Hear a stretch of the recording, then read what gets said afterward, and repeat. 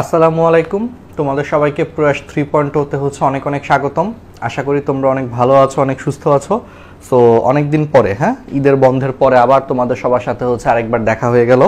তো আজকে আমরা হচ্ছে শুরু করি। ওকে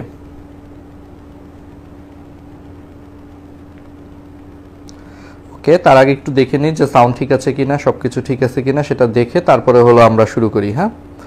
ওকে, দাঁড়াও।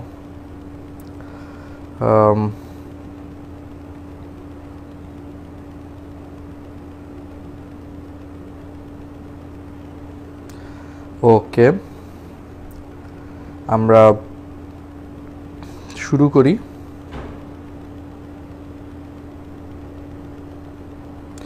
ঠিক আছে, তো সাউন্ড ঠিক আছে কিনা আমাদেরকে একটু কষ্ট করে হচ্ছে জানাও। অনেকদিন পরে আসলে দুপুরে ক্লাস নিচ্ছি।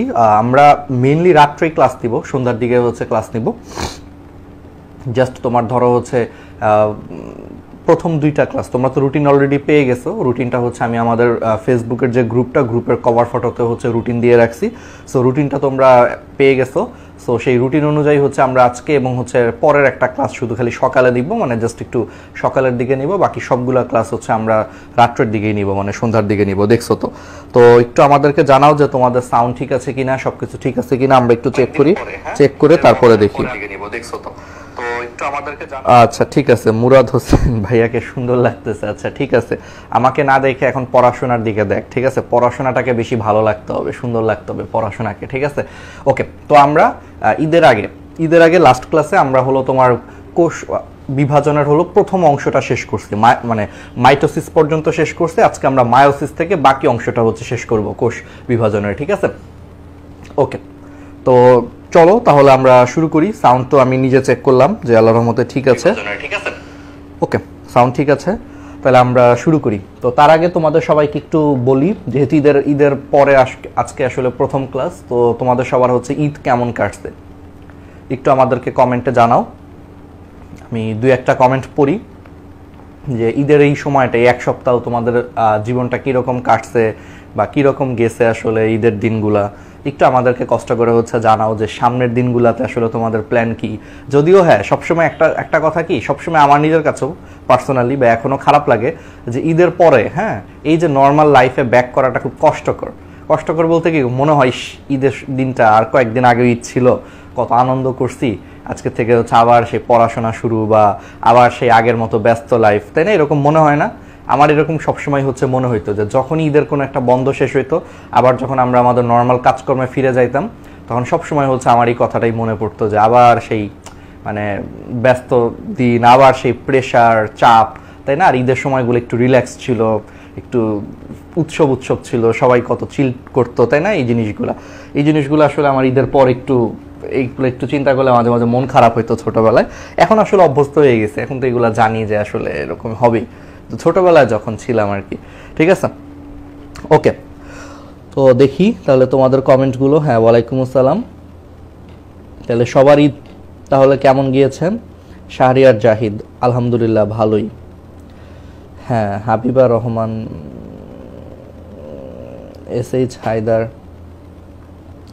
ঈদ তো টেরি পেলাম না। আচ্ছা ঠিক আছে, মোহমায়া, পড়ার স্পিডটা হচ্ছে অনেক কমে গেছে। সমস্যা নেই, এগুলা পড়ার স্পিড ঈদের 2-4 দিন একটু গ্যাপ হবে, আবার এই যে শুরু করতে হবে। আচ্ছা চলো তাহলে বিসমিল্লাহির রহমানির রহিম, তাহলে আমরা শুরু করি আজকে মায়োসিস বা হ্রাসমূলক কোষ বিভাজন দিয়ে। ঠিক আছে, আচ্ছা ফার্স্ট কথা হয়েছে মায়োসিস কোষ বিভাজন হচ্ছে তোমার ডিপ্লয়েড জীবের জনন মাতৃকোষে হচ্ছে সংগঠিত হয়। এই লাইনটা খুব ইম্পর্টেন্ট। তাহলে মায়োসিস কোষ বিভাজন কোথায় সংগঠিত হয়? ডিপ্লয়েড জীবের হচ্ছে তোমার জনন মাতৃকোষে, অথবা তোমার হচ্ছে হ্যাপ্লয়েড জীবের হচ্ছে তোমার জাইগোটে ঘটে থাকে। এই বিভাজন প্রক্রিয়ায় হচ্ছে তোমার নিউক্লিয়াস একটি জটিল পরিবর্তনের মাধ্যমে দুইবার বিভক্ত হয় এবং বিভক্তির ফলে সৃষ্ট 4টি কোষের ক্রোমোজোম সংখ্যা মাতৃকোষের ক্রোমোজোম সংখ্যার অর্ধেক হয়ে যায়।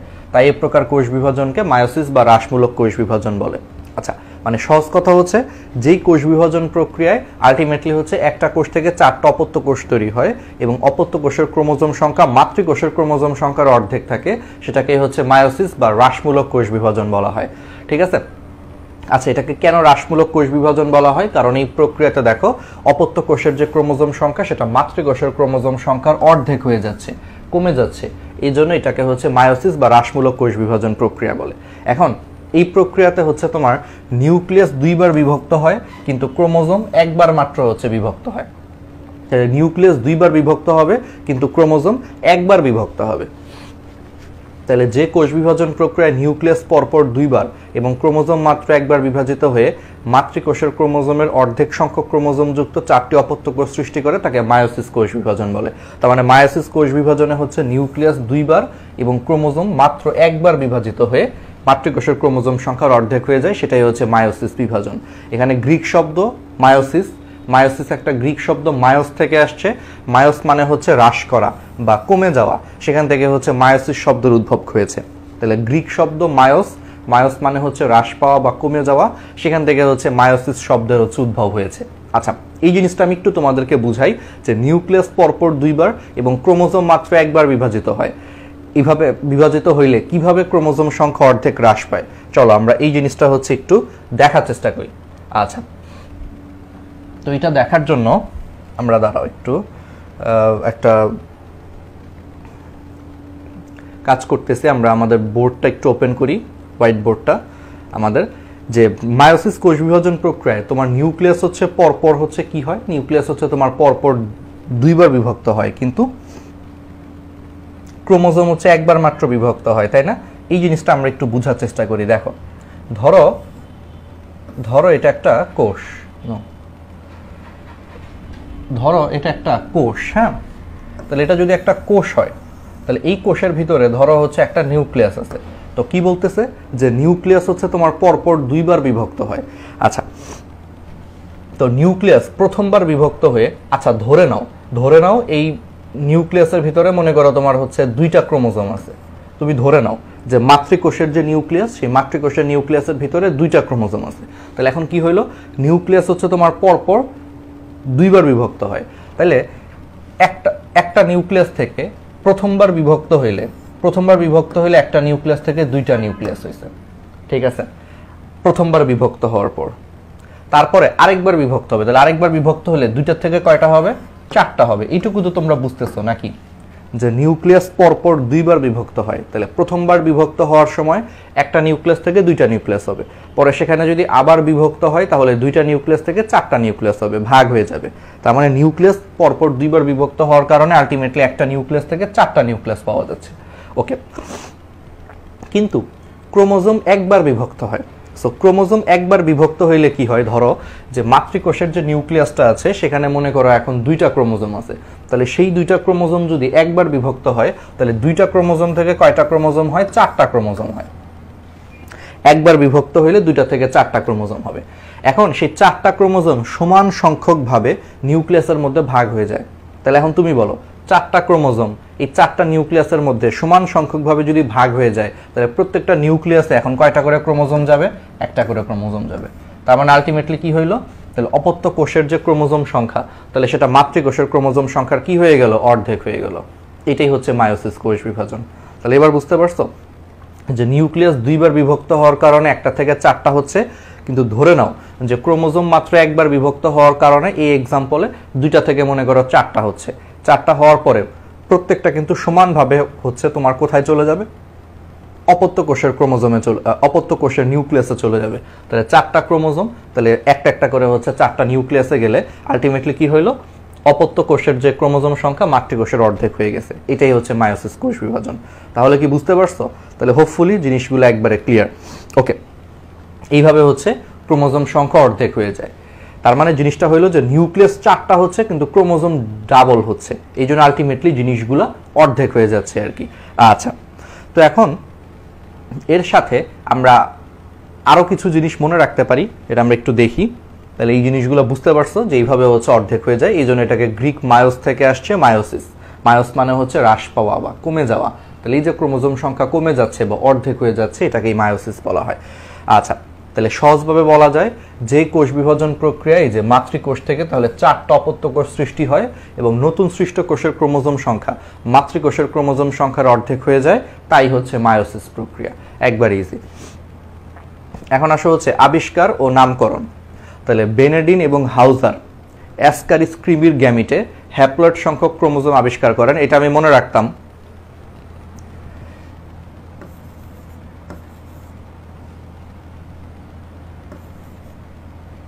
হবি দিয়ে হবি হচ্ছে তোমার অ্যাসকারিস ক্রিমির গ্যামিটে হ্যাপ্লয়েড সংখ্যক ক্রোমোজোম আবিষ্কার করেন। হবির হতে হচ্ছে হাউজার, বতে হচ্ছে বেনেডিন। তাহলে হাউজার ও বেনেডিন অ্যাসকারিস ক্রিমির গ্যামিটে হ্যাপ্লয়েড সংখ্যক ক্রোমোজোম আবিষ্কার করেন 1883 সনে। স্ট্রাসবার্গার, এই যে দেখো দেখছো বার্গার খাইতে খাইতে চলে আসছে, সে 1888 সনে পুষ্পক উদ্ভিদের জনন মাতৃকোষের ক্রোমোজোমের হ্রাসমূলক বিভাজন লক্ষ্য করেন।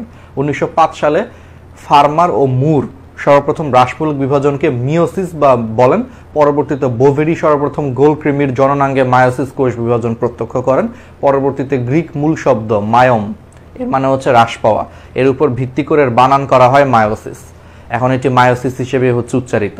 তাহলে খুবই ইম্পর্টেন্ট কিন্তু ইতিহাসটা, যে বেনেডিন এবং হাউজার অ্যাসকারিস ক্রিমির গ্যামিটে হচ্ছে হ্যাপ্লয়েড সংখ্যক হচ্ছে ক্রোমোজোম আবিষ্কার করেন। পরবর্তীতে স্ট্রাসবার্গার 1888 সনে হচ্ছে পুষ্পক উদ্ভিদের জনন মাতৃকোষের ক্রোমোজোমে হ্রাসমূলক বিভাজন লক্ষ্য করেন। পরে ফার্মার ও মুর সর্বপ্রথম হ্রাসমূলক বিভাজনকে হচ্ছে মিওসিস বলেন, এবং বোভেরি হচ্ছে সর্বপ্রথম গোলক্রিমির জননাঙ্গে মায়োসিস কোষ বিভাজন প্রত্যক্ষ করেন। একটু আসতে পারে, যেমন এভাবে প্রশ্ন আসে যে অ্যাসকারিস ক্রিমির গ্যামিটে হ্যাপ্লয়েড সংখ্যক ক্রোমোজোম আবিষ্কার করেন কে? হবি, তাহলে হাউজার এবং বেনেডিন। আবার এভাবে আসতে পারে পুষ্পক উদ্ভিদের জনন মাতৃকোষে ক্রোমোজোমের হ্রাসমূলক বিভাজন কে লক্ষ্য করেন? বার্গার, ওই যে বার্গার চাবাইতে চাবাইতে স্ট্রাসবার্গার।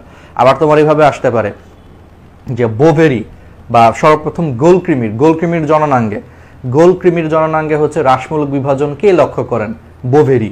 তারপরে সর্বপ্রথম মিওসিস নামকরণ কে করেন? ফার্মার এবং মুর। মানে অনেকভাবে কিন্তু প্রশ্ন আসতে পারে যে গোলক্রিমির জননাঙ্গে হ্রাসমূলক বিভাজন লক্ষ্য করেন বোভেরি, কিন্তু অ্যাসকারিস ক্রিমির গ্যামিটে হ্যাপ্লয়েড সংখ্যক ক্রোমোজোম আবিষ্কার করেন হচ্ছে হাউজার এবং বেনেডিন। বুঝতে পারতেছো? তারপরে হচ্ছে পুষ্পক উদ্ভিদের জনন মাতৃকোষে ক্রোমোজোমের হ্রাসমূলক বিভাজন লক্ষ্য করেন কে? স্ট্রাসবুর্গার। মানে এরকম এক একজনের নাম দিয়ে হচ্ছে এক এক ধরনের প্রশ্ন আসতে পারে। সো ভালো মতো এই জিনিসগুলো একটু পড়তে হবে, কাছাকাছি, বাট এক একজন কিন্তু এক একটা আবিষ্কার করছে। আচ্ছা, এখন আসো, এই জিনিসটা খুব ইম্পর্টেন্ট, এই যে এইটা তোমাদেরকে একটু বোঝানোর চেষ্টা করব যে কোথায় হয়। মায়োসিস সর্বদা জনন মাতৃকোষে হচ্ছে সম্পন্ন হয়, কখনো দৈহিক কোষে হয় না, এবং সর্বদাই ট্রাইসেন সংখ্যক ক্রোমোজোম বিশিষ্ট কোষে হয়। নিম্ন শ্রেণীর হ্যাপ্লয়েড জীবে মায়োসিস হয় নিষেকের পর হচ্ছে জাইগোটে, আর উচ্চ শ্রেণীর ডিপ্লয়েড জীবে মায়োসিস হয় নিষেকের পূর্বে হচ্ছে জনন মাতৃকোষ থেকে গ্যামেট সৃষ্টিকাল। আচ্ছা, এই জিনিসটা একটু বুঝতে হবে। তাহলে মায়োসিস সর্বদা জনন মাতৃকোষে সম্পন্ন হয়, কখনো দৈহিক কোষে হয় না, এবং সর্বদাই ট্রাইসেন সংখ্যক ক্রোমোজোম বিশিষ্ট কোষে হয়। তাহলে একটা জিনিস খুবই ইম্পর্টেন্ট, যে মায়োসিস সবসময় কোথায় হবে? ট্রাইসেন সংখ্যক ক্রোমোজোম বিশিষ্ট হচ্ছে তোমার কোষে হবে। এখন নিম্ন শ্রেণীর হ্যাপ্লয়েড জীবে মায়োসিস হয় হচ্ছে তোমার নিষেকের পরে জাইগোটে, হ্যাপ্লয়েড জীবে।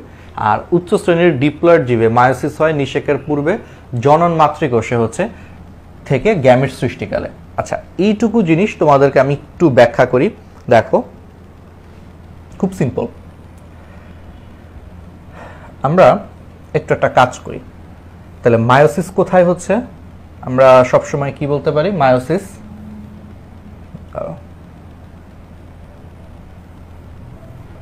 আচ্ছা, এটা কি কোনো হইল নাকি? দাঁড়াও, আচ্ছা ঠিক আছে, সমস্যা নাই। দেখো, মায়োসিস সবসময় কোথায় হচ্ছে? দেখো, একটু খেয়াল করো।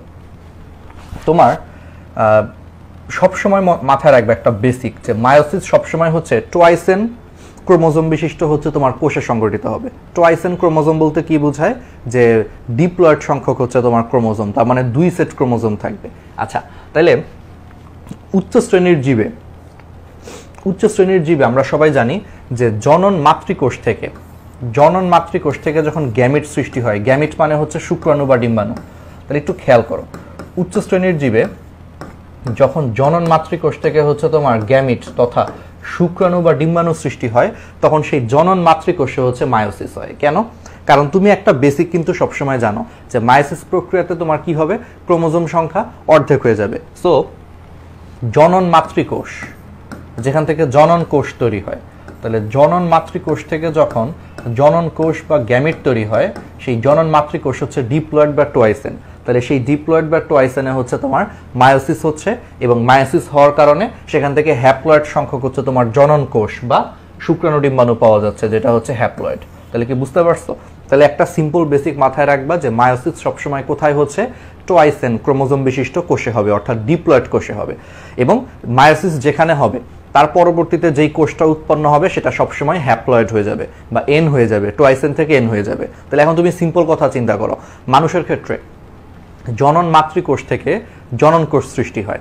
জনন মাতৃকোষ হচ্ছে ডিপ্লয়েড, কিন্তু জনন কোষ মানে শুক্রাণু ডিম্বাণু হচ্ছে হ্যাপ্লয়েড। তাহলে বুঝতেই পারতেছো যে ডেফিনেটলি জনন মাতৃকোষ থেকে যখন জনন কোষ তৈরি হয় তখন সেখানে হচ্ছে মায়োসিস হয়। তাহলে উচ্চ শ্রেণীর জীবে কোথায় মায়োসিস হয়, জনন মাতৃকোষ থেকে জনন কোষ সৃষ্টির সময় জনন মাতৃকোষে হচ্ছে মায়োসিস হয়। এবং এই জনন মাতৃকোষে মায়োসিস হওয়ার কারণে সেখান থেকে হ্যাপ্লয়েড সংখ্যক বা এন ক্রোমোজোম বিশিষ্ট শুক্রাণু ডিম্বাণু উৎপন্ন হচ্ছে। তাহলে একটা এমসিকিউ আমরা পারবো, যে তাহলে উচ্চ শ্রেণীর জীবে মায়োসিস হচ্ছে জনন মাতৃকোষে, পারা যাবে। আচ্ছা, এবার আসো নিম্ন শ্রেণীর জীবে কোথায় হয়। আচ্ছা, নিম্ন শ্রেণীর জীবগুলা কি জানো, ওরা নর্মালি কিন্তু হ্যাপ্লয়েড থাকে, মানে ওদের সবগুলা কোষই হচ্ছে হ্যাপ্লয়েড থাকে, অর্থাৎ এন সংখ্যক থাকে। নিম্ন শ্রেণীর জীব যেগুলা, নাম শুনে বুঝতেছো নিম্ন শ্রেণীর জীব, তার মানে এগুলো অনেক অনুন্নত। এর এতটাই অনুন্নত যে ওদের কোষগুলা হচ্ছে তোমার হ্যাপ্লয়েড, ঠিক আছে, জিনিসগুলা হচ্ছে তোমার হ্যাপ্লয়েড, অর্থাৎ ওদের কোষগুলাতে এক সেট করে ক্রোমোজোম থাকে, এই জন্যই তারা হচ্ছে নিম্ন শ্রেণীর জীব। এখন তুমি একটু চিন্তা করো, এই যে নিম্ন শ্রেণীর জীবগুলো, তাহলে যদি সবগুলাই যদি ওদের কোষ হ্যাপ্লয়েড হয়, তাহলে হ্যাপ্লয়েড কোষে কি কখনো মায়োসিস হয়? কখনোই না। অলওয়েজ মাথায় রাখবা যে মায়োসিস হয় হচ্ছে তোমার শুধু ডিপ্লয়েড কোষে বা টোয়াইস এন কোষে। তো নিম্ন শ্রেণীর জীবগুলা ওদের সবগুলা কোষই হচ্ছে হ্যাপ্লয়েড, মানে ওদের নর্মাল দেহকোষ যেগুলা, ওদের নর্মাল দেহকোষও হচ্ছে হ্যাপ্লয়েড, ওদের দেহকোষও হ্যাপ্লয়েড, সবকিছুই হ্যাপ্লয়েড। আবার ওদের জনন কোষও হ্যাপ্লয়েড, শুক্রাণু ডিম্বাণু হ্যাপ্লয়েড, সবই হ্যাপ্লয়েড। তাহলে সেখানে কিন্তু মায়োসিস হয় না। তাহলে মায়োসিস কখন হয়? যখন ধরো ওদের শুক্রাণু হচ্ছে হ্যাপ্লয়েড, ওদের ডিম্বাণু হচ্ছে হ্যাপ্লয়েড, আবার ওদের দেহকোষটাও হচ্ছে হ্যাপ্লয়েড, সবই হ্যাপ্লয়েড। কিন্তু যখন শুক্রাণু এবং ডিম্বাণু মিলিত হয়ে যখন জাইগোট তৈরি হয়, আমরা জানি যে শুক্রাণু এবং ডিম্বাণু নিষেক প্রক্রিয়ার মাধ্যমে হচ্ছে জাইগোটে পরিণত হয়। তাহলে শুক্রাণু ডিম্বাণু মিলিত হয়ে যখন জাইগোট তৈরি করে, সেই জাইগোটটা কিন্তু তোমার টোয়াইস এন বা ডিপ্লয়েড হয়ে যাচ্ছে, অর্থাৎ এন প্লাস এন মিলে হচ্ছে টোয়াইস এন হয়ে যাচ্ছে। এই জাইগোটে হচ্ছে তোমার মায়োসিস হয়। বুঝতে পারতেছো? কারণ নিম্ন শ্রেণীর জীব, ওদের জন্য নর্মাল হচ্ছে হ্যাপ্লয়েড অবস্থা, এই এন অবস্থাটা হচ্ছে ওদের জন্য নর্মাল, ওরা সবসময় এই এন অবস্থাতেই থাকতে চায়। সো ওদের দেহকোষ বলো বা ওদের জনন কোষ বলো সবই হচ্ছে এন। কিন্তু যখন ওদের শুক্রাণু আর ডিম্বাণু এই দুইটা মিলিত হয়ে যখন পরবর্তী বংশধর সৃষ্টি করে, সেই পরবর্তী বংশধরদের জন্য জাইগোটটা ডিপ্লয়েড হয়ে যায়। কিন্তু আমরা তো জানি যে বংশ পরম্পরায় কি করতে হবে, ক্রোমোজোম সংখ্যা সেম রাখতে হবে। সো বংশ পরম্পরায় তখন ক্রোমোজোম সংখ্যা সেম রাখার জন্য ওদের যে ডিপ্লয়েড যে জাইগোটটা হয়, সেই ডিপ্লয়েড জাইগোটে হচ্ছে মায়োসিস হওয়ার কারণে এরপরে সেখান থেকে কিন্তু আবার হ্যাপ্লয়েড হয়ে যাচ্ছে, তারপরে বাকিটা আবার সে আগের মতো। তাহলে এবার বুঝতেছো, এই জন্য নিম্ন শ্রেণীর জীবে মায়োসিস হয় নিষেক প্রক্রিয়ার পরে জাইগোটে সংগঠিত হয়। এই জন্য নিম্ন শ্রেণীর জীবে মায়োসিসটা কোথায় হচ্ছে, তার মানে তাহলে নিষেক হওয়ার পরে যে জাইগোট তৈরি হচ্ছে, সেই জাইগোটে হচ্ছে মায়োসিস হয়ে বংশ পরম্পরায় হচ্ছে ক্রোমোজোম সংখ্যাটা সেম রাখতেছে।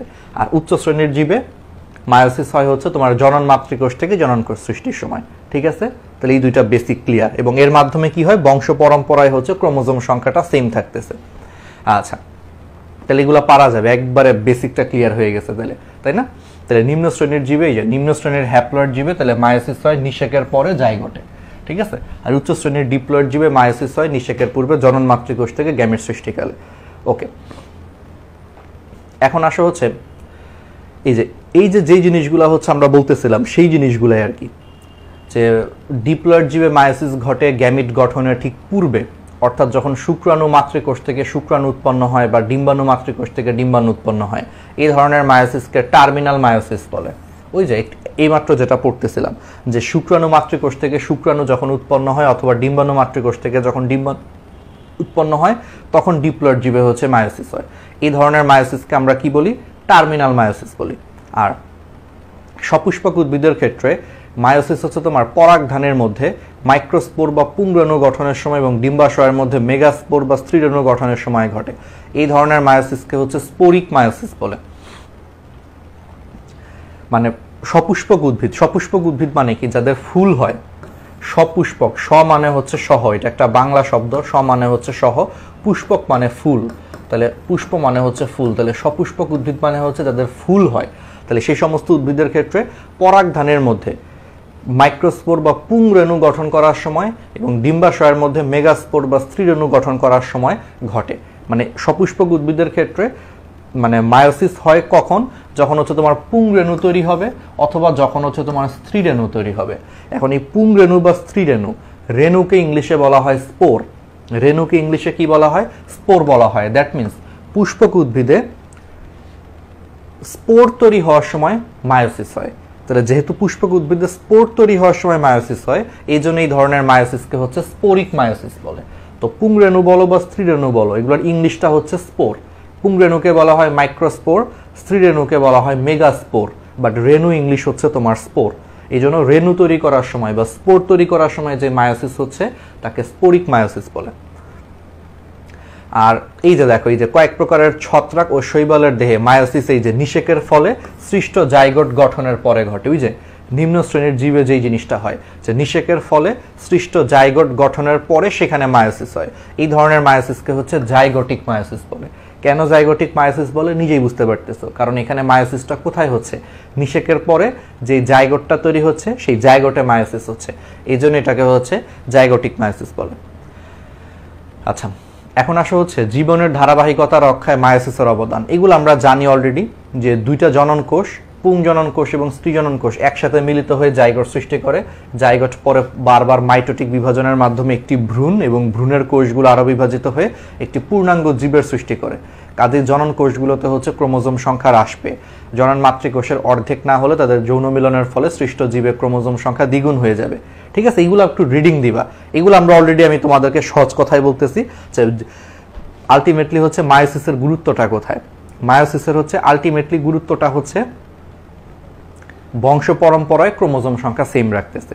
আমি যদি জিনিসটাকে তোমাদের একটু হালকা কথায় ব্যাখ্যা করি, দেখো উচ্চ শ্রেণীর জীবে কিভাবে সে বংশ পরম্পরায় ক্রোমোজোম সংখ্যাটা সেম রাখে। দেখো যে জনন মাতৃকোষ থেকে জনন কোষ সৃষ্টির সময় মায়োসিস হচ্ছে, হওয়ার কারণে শুক্রাণু ডিম্বাণু হচ্ছে হ্যাপ্লয়েড হয়ে গেছে। তাহলে শুক্রাণু হ্যাপ্লয়েড, ডিম্বাণু হ্যাপ্লয়েড, তো হ্যাপ্লয়েড হ্যাপ্লয়েড মিলে পরবর্তীতে আবার ডিপ্লয়েড বংশধর তৈরি হচ্ছে।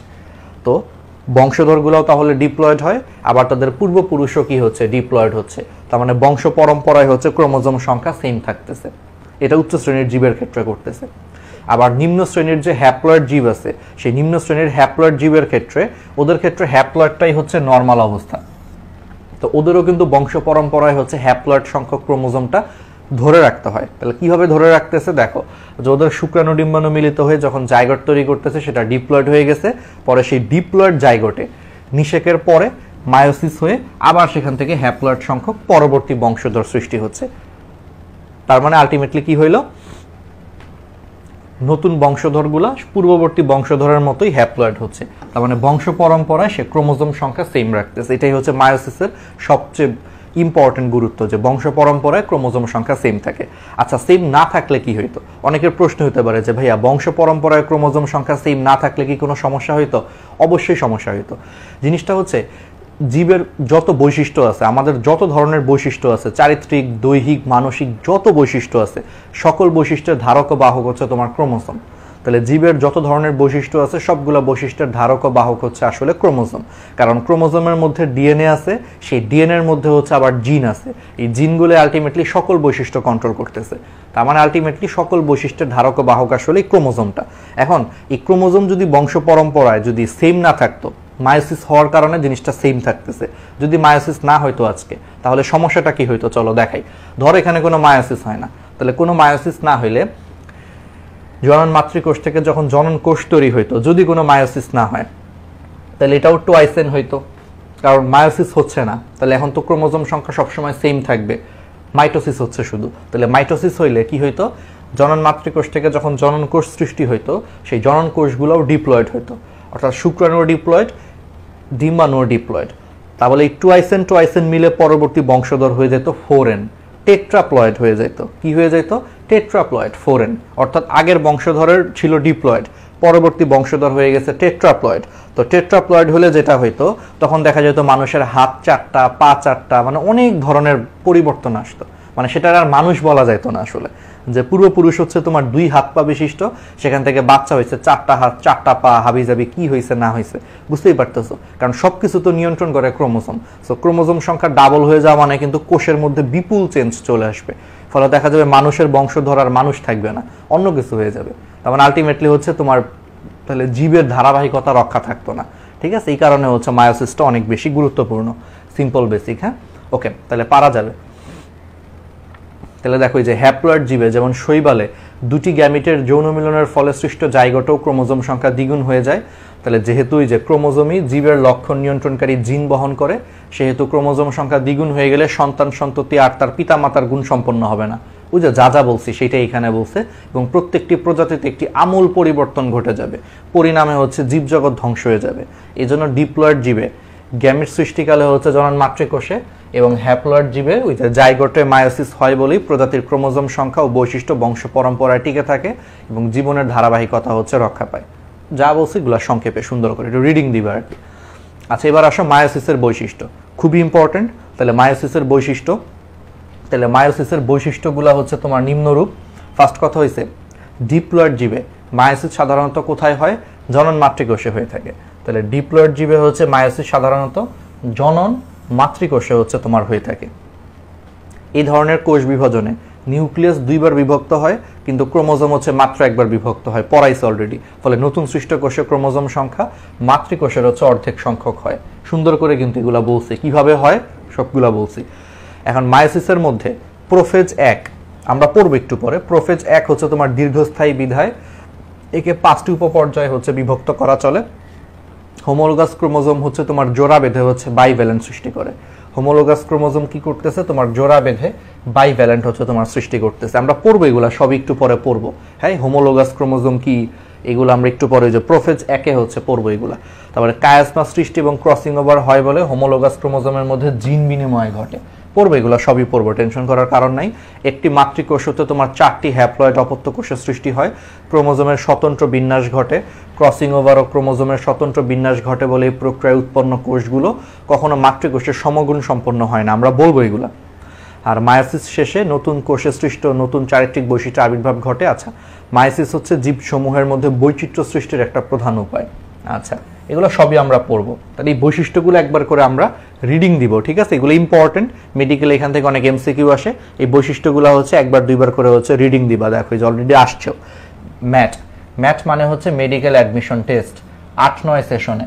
তাহলে মেডিকেল অ্যাডমিশন টেস্ট 8-9 সেশনে কিন্তু এখান থেকে প্রশ্ন আসছে, আবারও কিন্তু আসতে পারে। বৈশিষ্ট্যগুলো কিন্তু ইম্পর্টেন্ট। আচ্ছা, বলো তো তোমরা কত নম্বর সেশন? মেডিকেল অ্যাডমিশন টেস্ট কত তোমরা বলো তো?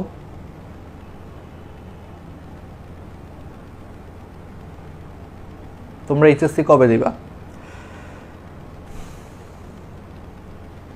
আচ্ছা, তোমরা কি জানো যে মেডিকেল অ্যাডমিশনের যে সেশনগুলো, এই সেশনগুলো কিভাবে করে? যে ম্যাট 8-9, অনেকে কিন্তু এগুলাও জানে না। আচ্ছা, আমি আজকে একটা এক্সট্রা জিনিস বলি পড়াশোনার বাইরে। সেশনগুলো হচ্ছে, যেমন আমি একটা সিম্পল এক্সাম্পল দিই। আমি হচ্ছে মেডিকেল অ্যাডমিশন হচ্ছে তোমার 16-17 সেশন। আচ্ছা, 16-17 সেশন কিভাবে হয়েছি দেখো। আমি 16 সালে হচ্ছে এইচএসসি পরীক্ষা দিছি। আমার ক্লাস শুরু হয়েছে কবে? 17 সালে। এই জন্য আমি হচ্ছে 16-17 সেশন। তার মানে সেশনগুলো নির্ধারণ করা হয় এইভাবে, তো যে তুমি কোন বছর এইচএসসি দিছো আর তোমার ক্লাস শুরু হবে কবে থেকে, ঠিক আছে? 16-17। কিন্তু এখন একটু উল্টাপাল্টা হয়ে গেছে কোভিডের কারণে। যেমন এই যে 22 ব্যাচ, যে 22 ব্যাচ কিন্তু পরীক্ষায় দিছে হচ্ছে তোমার 22-এর লাস্টটা না, ঠিক আছে? 22-এ তো ঠিকই আছে, এর আগেরটা একটু সমস্যা হয়েছিল। আচ্ছা, 22 ব্যাচের কথা চিন্তা করো না। তাহলে 22 ব্যাচ এইচএসসি দিছে হচ্ছে 22 সালে, মেডিকেলে ভর্তি হয়েছে কোন বছর? 23-এ। তাহলে এই জন্য এটা হচ্ছে 22-23 সেশন। তাহলে তোমাদের এইচএসসি কবে হবে? তোমাদের এইচএসসি হচ্ছে 23-এ হবে। তোমরা কবে মেডিকেলে ভর্তি হবা? 24-এ হয়তো ভর্তি হবা। তাহলে তোমাদের সেশনটা হচ্ছে 23-24 আর কি, বুঝছো? এইভাবে আর কি সেশন করে। যাই হোক, তো অনেকে এগুলো আমি হঠাৎ করে কেন বললাম, এই একটু জানা থাকা দরকার। অনেকে সেশনও বুঝে না আসলে 16-17, 17-18 এগুলো কিভাবে আসছে, আসলে একটু আগ্রহ আর কি।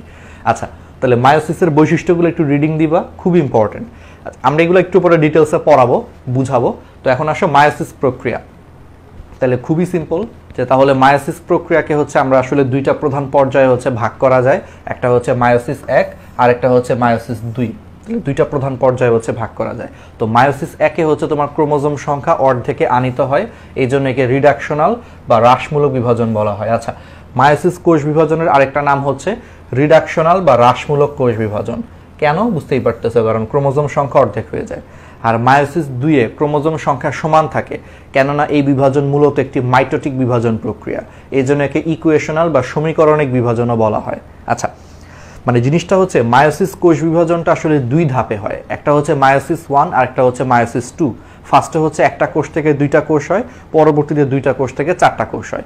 তাহলে ফার্স্টে যখন একটা কোষ থেকে 2টা কোষ হয়, এই বিভাজনটাকে বলা হয় মায়োসিস 1, এবং এই মায়োসিস 1-এর মধ্যেই তোমার কি হয়, ক্রোমোজোম সংখ্যা অর্ধেক হ্রাস পেয়ে যায়, এই জন্য মায়োসিস 1-কে হচ্ছে রিডাকশনাল বা হ্রাসমূলক কোষ বিভাজন বলা হচ্ছে। কিন্তু মায়োসিস 2 হচ্ছে কি, মায়োসিস 2 হচ্ছে 2টা কোষ থেকে 4টা কোষ হয়। সো 2টা কোষ থেকে যখন 4টা কোষ হয়, তখন আর ক্রোমোজোম সংখ্যা হ্রাস পায় না, ওই 2টা কোষে যেই ক্রোমোজোম ছিল ওই 4টা কোষেও ক্রোমোজোম সংখ্যা সেম থাকতেছে, এই জন্য মায়োসিস 2-কে তোমার বলা হচ্ছে ওই মাইটোসিস কোষ বিভাজনের মতোই। তাহলে মাথায় রাখবা যে তাহলে আমরা একটু আগে যে ছবিটা আঁকছিলাম যে একটা থেকে যখন 2টা হচ্ছে তখন কিন্তু মায়োসিস 1, এটা হচ্ছে মায়োসিস 1, কিন্তু 2টার থেকে যখন 4টা হচ্ছে এটা কিন্তু মায়োসিস 2। তো মায়োসিস 1-এর ক্ষেত্রে তোমার ক্রোমোজোম সংখ্যা অর্ধেক হ্রাস পেয়ে যায়, কিন্তু মায়োসিস 2-এর ক্ষেত্রে আর ক্রোমোজোম সংখ্যা হ্রাস পায় না, কারণ অলরেডি সে একবার অর্ধেক হয়ে গেছে। কমন সেন্স চিন্তা করো, সে তো অলরেডি অর্ধেক হয়েই গেছে, আর কি অর্ধেক হওয়ার দরকার আছে? আর তো অর্ধেক হওয়ার দরকার নাই। এই জন্য মায়োসিস 2-এ কিন্তু আর ক্রোমোজোম সংখ্যা হ্রাস পায় না, এই জন্য মায়োসিস 2টা হচ্ছে অনেকটা কিসের মতো, মাইটোসিসের মতো। এই জন্য মায়োসিস 2-কে হচ্ছে মাইটোসিসের মতো বলে এটাকে ইকুয়েশনাল বা সমীকরণিক কোষ বিভাজন বলা হয়। কারণ আমরা কিন্তু আগের ক্লাসে পড়ছি যে মাইটোসিস কোষ বিভাজনকে ইকুয়েশনাল বা সমীকরণিক কোষ বিভাজন বলা হয়। সো মায়োসিস 2টা মাইটোসিসের মতো, এই জন্য মায়োসিস 2-কেও কি বলা হচ্ছে, ইকুয়েশনাল বা সমীকরণিক কোষ বিভাজন বলা হচ্ছে। ঠিক আছে, এগুলো কিন্তু মাথায় রাখতে হবে। এখন আসো, প্রত্যেকটা পর্বকে হচ্ছে প্রোফেজ, মেটাফেজ, অ্যানাফেজ, টেলোফেজ 4টা পর্যায়ে ভাগ করা গেছে। মায়োসিস প্রক্রিয়াতে হচ্ছে দেখো ডিএনএ এর দ্বিত্বন মানে হচ্ছে ডিএনএ রেপ্লিকেশন হয় হচ্ছে তোমার প্রোফেজ 1-এর পূর্বে হয়। পলিপ্লয়েড উদ্ভিদে মায়োসিস অত্যন্ত জটিল বলে এখানে ডিপ্লয়েড উদ্ভিদের মায়োসিস প্রক্রিয়া বর্ণনা করা হলো। আচ্ছা, তাহলে মায়োসিস প্রক্রিয়াতে ডিএনএ এর দ্বিত্বন মানে হচ্ছে রেপ্লিকেশন, মানে ডাবল হয়ে যাওয়া, একটা থেকে 2টা হয়ে যাওয়া। ঠিক আছে, তাহলে মায়োসিস প্রক্রিয়াতে হচ্ছে তোমার ডিএনএ এর দ্বিত্বন বা ডিএনএ রেপ্লিকেশন, এটা হচ্ছে প্রোফেজ 1-এর পূর্বে সংঘটিত হয়। তাহলে মায়োসিস কোষ বিভাজন প্রক্রিয়ায় তোমার ডিএনএ এর দ্বিত্বন বা ডিএনএ রেপ্লিকেশন হচ্ছে তোমার প্রোফেজ 1-এর পূর্বে সংঘটিত হয়। ঠিক আছে, এটা মাথায় রাখবা। তাহলে এখন আসো এই যে মায়োসিস, তাহলে মায়োসিস 1-কে হচ্ছে হ্রাসমূলক বিভাজন বলা হচ্ছে, আর মায়োসিস 2টা হচ্ছে মাইটোসিসের মতো, এটাকে সমীকরণিক বিভাজন বলা হচ্ছে। মায়োসিস 1-কে হচ্ছে আবার আমরা 4টা পর্যায়ে ভাগ করতে পারি। পর্যায়: প্রোফেজ 1, মেটাফেজ 1, অ্যানাফেজ 1, টেলোফেজ 1। মনে রাখবে এখানে কিন্তু কোনো প্রোমেটাফেজ নাই। আমি এটা মনে আগের ক্লাসেও বলছিলাম যে একমাত্র ইন্ডিয়ান সাবকন্টিনেন্টে তোমার হচ্ছে প্রোমেটাফেজ বলে একটা জিনিস আছে। ইউরোপ আমেরিকার বইয়ে দেখবা যারা প্রোমেটাফেজ বলে আলাদা কোনো স্টেজ বলে নাই। Prophase, metaphase, anaphase, telophase. সাবকন্টিনেন্টে কেমনে কেমনে জানা হচ্ছে প্রোমেটাফেজ নামে আরেকটা আলাদা স্টেজ চলে আসে। ইন্ডিয়ান রাইটারদের বইতেও আছে, আমাদের বাংলাদেশের রাইটারদের বইও আছে। ঠিক আছে, তো যাই হোক, এই মায়োসিস 1 বা মায়োসিস 2-এ হচ্ছে এরকম প্রোমেটাফেজ বলে এই জন্য কিছু নাই। Prophase 1, metaphase 1, anaphase 1, telophase 1। ঠিক আছে, এই জিনিসগুলোই আছে। আবার সেই প্রোফেজ 1, তাহলে বলো এগুলা কি? এগুলা কিন্তু পর্যায়। তাহলে আমি মায়োসিস 1-কে হচ্ছে ফার্স্টে কি করলাম, 4টা পর্যায়ে ভাগ করলাম।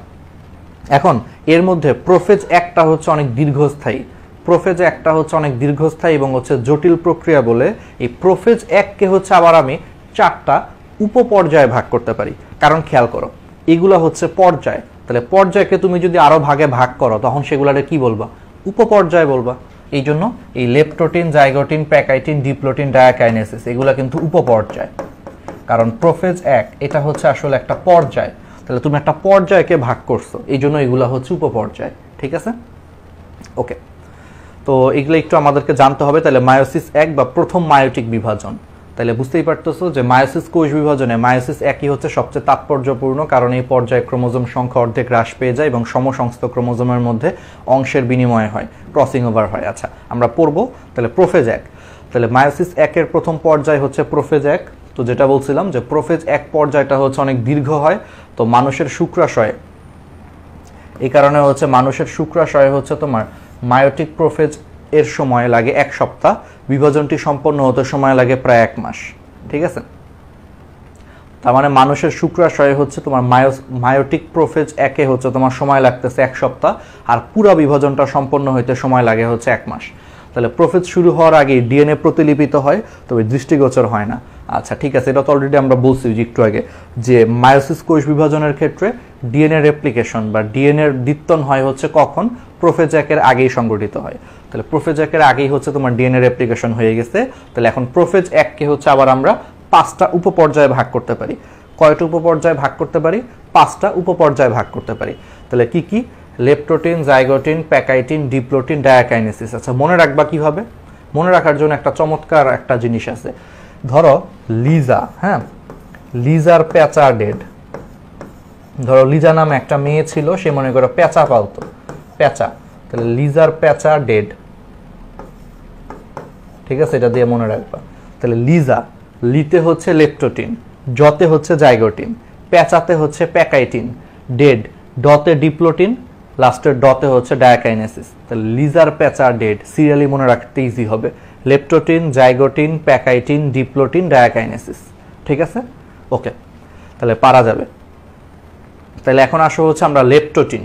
তাহলে লেপ্টোটিন উপপর্যায়। আচ্ছা এখন একটু খেয়াল করো, এই যে লেপ্টোটিন যে উপপর্যায়টা, হ্যাঁ, এই লেপ্টোটিন উপপর্যায়টা আসলে প্রোফেজ 1-এর প্রথম অংশ না? তাহলে প্রোফেজ 1 এটা কিন্তু একটু মাইটোসিসের মতোই কিন্তু অনেকটা। তাহলে মাইটোসিসের প্রোফেজে কি হয়েছিল? মাইটোসিসের প্রোফেজে হচ্ছে তোমার ক্রোমোজোম থেকে জল বিয়োজন হয়, ফলে ক্রোমোজোমগুলো ক্রমান্বয়ে সংকুচিত হয়ে খাটো মোটা হয়েছে। ব্যাপারটা এরকম ছিল না? তাহলে এই লেপ্টোটিন উপপর্যায়টা যেহেতু প্রোফেজ 1-এর প্রথম উপপর্যায়, তাহলে এখানে ওই যে মাইটোসিসের প্রোফেজে যা হয়েছে কিছু কিছু জিনিসগুলো এখানেও সেম জিনিসই হবে। অর্থাৎ এখানে কি হবে? এই যে দেখো, নিউক্লিয়াসের জল বিয়োজনের মাধ্যমে শুরু হয় লেপ্টোটিন উপপর্যায়। ক্রমাগত জল বিয়োজনের ফলে চিকন সুতার ন্যায় ক্রোমোজোমগুলো যে সংকুচিত ও পুরু হতে থাকে এবং অধিকতর রঞ্জক ধারণ ক্ষমতা প্রাপ্ত হয়, ফলে ক্রোমোজোমগুলো আলোক অনুবীক্ষণে দৃষ্টিগোচর হয় এবং ক্রোমোজোমে হচ্ছে বহু ক্রোমোমিয়ার দেখা যায়। ক্রোমোমিয়ার হচ্ছে তোমার দেখা যায়। আচ্ছা ক্রোমোমিয়ার কি? ক্রোমোমিয়ার হচ্ছে, আমি তোমাকে একটু সিম্পলি বলি, এটা হচ্ছে তোমার ধরো ক্রোমোজোম। তাহলে ক্রোমোজোমের মধ্যে কি থাকে? আমরা সবসময় বলছি যে ক্রোমোজোমের ভিতরে কিন্তু আবার ডিএনএ থাকে। তো দেখা যায় কি যে ক্রোমোজোমের ভিতরে যে ডিএনএ আছে, সেই ডিএনএ গুলো হচ্ছে বিভিন্ন জায়গায় জায়গায় অনেক বেশি হচ্ছে ঘন হয়ে যায়। এই ডিএনএ যে জায়গায় জায়গায় ঘন হয়ে যায়, এই প্রক্রিয়াকে বলা হয় কনডেনসেশন। কনডেনসেশন মানে হচ্ছে ঘনীভূত হওয়া। আমরা তো এই বেসিকটা তো জানি যে ডিএনএ এর মধ্যে কি থাকে, ক্রোমোজোমের মধ্যে কি থাকে? ক্রোমোজোমের মধ্যে ডিএনএ থাকে। তাহলে এই ডিএনএ গুলা জায়গায় জায়গায় কনডেনসেশন প্রক্রিয়া বা ঘনীভূত প্রক্রিয়ার মাধ্যমে হচ্ছে জায়গায় জায়গায় হচ্ছে জিনিসগুলো হচ্ছে কনডেনসেশন বা ঘনীভূত হয়। ঘনীভূত হয়ে আলটিমেটলি হচ্ছে তারা ডোরা কাটা হচ্ছে দাগ বিশিষ্ট হয়। জায়গায় জায়গায় হচ্ছে তোমার যে জায়গাটায় ডিএনএ মনে করে অনেক বেশি কনডেনসেশন হচ্ছে বা অনেক বেশি ঘনীভূত হচ্ছে, সেই জায়গাটা হচ্ছে গাঢ় হয়ে যায়। গাঢ়, ব্যান্ডের মতো দেখতে মনে হয়, ব্যান্ড বা ওই যে স্ট্রাইপের মতো দেখতে মনে হয়, স্ট্রাইপ স্ট্রাইপ যে শার্টগুলো আছে সেটার মতো মনে হয়। তাহলে এই যে ক্রোমোজোমের মধ্যে যে ডিএনএ থাকে, তাহলে সেই ডিএনএ গুলা লেপ্টোটিন উপপর্যায়ে হচ্ছে তোমার বিভিন্ন জায়গায় জায়গায় কনডেনসেশন বা ঘনীভবন প্রক্রিয়ার মাধ্যমে হচ্ছে ঘনীভূত হয়ে যায়। তাহলে যে জায়গাগুলোতে ডিএনএ অনেক বেশি ঘনীভূত হয়, সেই জায়গাটা হচ্ছে মাইক্রোস্কোপের নিচে অনেক গাঢ় দেখায়। এটাকেই নাম দেওয়া হয়েছে ক্রোমোমিয়ার। এই গাঢ় জিনিসটাকেই নাম দেওয়া হয়েছে ক্রোমোমিয়ার। তাহলে এটা একটা ক্রোমোমিয়ার, এটা একটা ক্রোমোমিয়ার, এগুলো সবই হচ্ছে ক্রোমোমিয়ার। ঠিক আছে, এগুলো হচ্ছে তোমার কোথায় পাওয়া যায়? তোমার হচ্ছে লেপ্টোটিন উপপর্যায়ে হচ্ছে দেখা যায়। আর ক্রোমোজোমটা আলটিমেটলি হচ্ছে তোমার অবিভক্ত এবং দীর্ঘ থাকে, জল বিয়োজন ও ক্রোমোজোম সংকোচন চলতে থাকে। আর প্রাণী কোষের ক্ষেত্রে এই উপপর্যায়ে হচ্ছে তোমার ওই যে সেন্ট্রোমিয়ারগুলো নিউক্লিয়ার এনভেলপ বা নিউক্লিয়ার আবরণীর সন্নিকটে হচ্ছে জড়ো হয়, ক্রোমোজোমগুলোকে একত্রে একটা ফুলের তোড়ার মতো দেখায়। এই জন্য এটাকে অনেক সময় হচ্ছে বুকে বলা হয়। মানে প্রাণী কোষের ক্ষেত্রে যেটা হয় যে সেন্ট্রোমিয়ারগুলো, ঠিক আছে, প্রাণী কোষের ক্ষেত্রে যে ক্রোমোজোমের মধ্যে কি থাকে? সেন্ট্রোমিয়ার থাকে না? তাহলে ক্রোমোজোমের মধ্যে যে সেন্ট্রোমিয়ারগুলো থাকে, এই ছবিটা দেখো তাহলে বুঝতে পারবা। এই যে ক্রোমোজোমের মধ্যে যে সেন্ট্রোমিয়ার থাকতেছে, সেই সেন্ট্রোমিয়ারগুলো, এটা যদি একটা নিউক্লিয়াস হয়, তাহলে নিউক্লিয়াসের আবরণটাকে বলা হয় নিউক্লিয়ার এনভেলপ। তাহলে নিউক্লিয়াসের আবরণকে আমরা নিউক্লিয়ার এনভেলপ বলি। তাহলে প্রাণী কোষের ক্ষেত্রে ক্রোমোজোমের সেন্ট্রোমিয়ারগুলো দেখো এই যে নিউক্লিয়ার এনভেলপের কাছে চলে আসে। কাছে চলে আসার কারণে তখন ক্রোমোজোমগুলোকে একত্রে হচ্ছে ফুলের তোড়ার মতো দেখাচ্ছে, মানে মনে হচ্ছে সেই সেন্ট্রোমিয়ারটা, মানে ফুলের তোড়ার যে ডাটি আছে, মানে ফুলের তোড়াটা কিন্তু দেখতে এরকম, দেখো একটা ফুলের তোড়া এরকম, এখানে কিন্তু ফুল আছে, তাই না, ফুলের তোড়া, তাহলে দেখতে অনেকটা কিন্তু এরকম মনে হচ্ছে যে সেন্ট্রোমিয়ারগুলো নিউক্লিয়ার এনভেলপের সন্নিকটে চলে আসায় মনে হচ্ছে যখন সেন্ট্রোমিয়ারগুলো হচ্ছে তোমার ওই যে ফুলের তোড়ার হচ্ছে তোমার হাতলের মতো মনে হচ্ছে, আর বাকিটাকে কিন্তু একটা ফুলের তোড়ার মতো মনে হচ্ছে, এই জন্য এটাকে ইংলিশে বলা হয় বুকে। এই বুকে বানানটা মনে রাখবা, বউকে, ঠিক আছে, বুকে মানে কি, বউকে, বউকে বুকে নিয়ে আসছো, এই জন্য এটারে বলা হয় বুকে, ঠিক আছে, বউকে, বুকে এর মানে হচ্ছে ইংলিশে ফুলের তোড়া, তাহলে এই জিনিসটারে হচ্ছে তাহলে কি বলা হয়, বউকে বুকে নিয়ে আসছো, তাহলে বউকে বানানটা একটু খেয়াল রাখো, বুকে, ঠিক আছে, এটা এই বুকে ইংলিশটা হচ্ছে ফুলের তোড়া আসলে।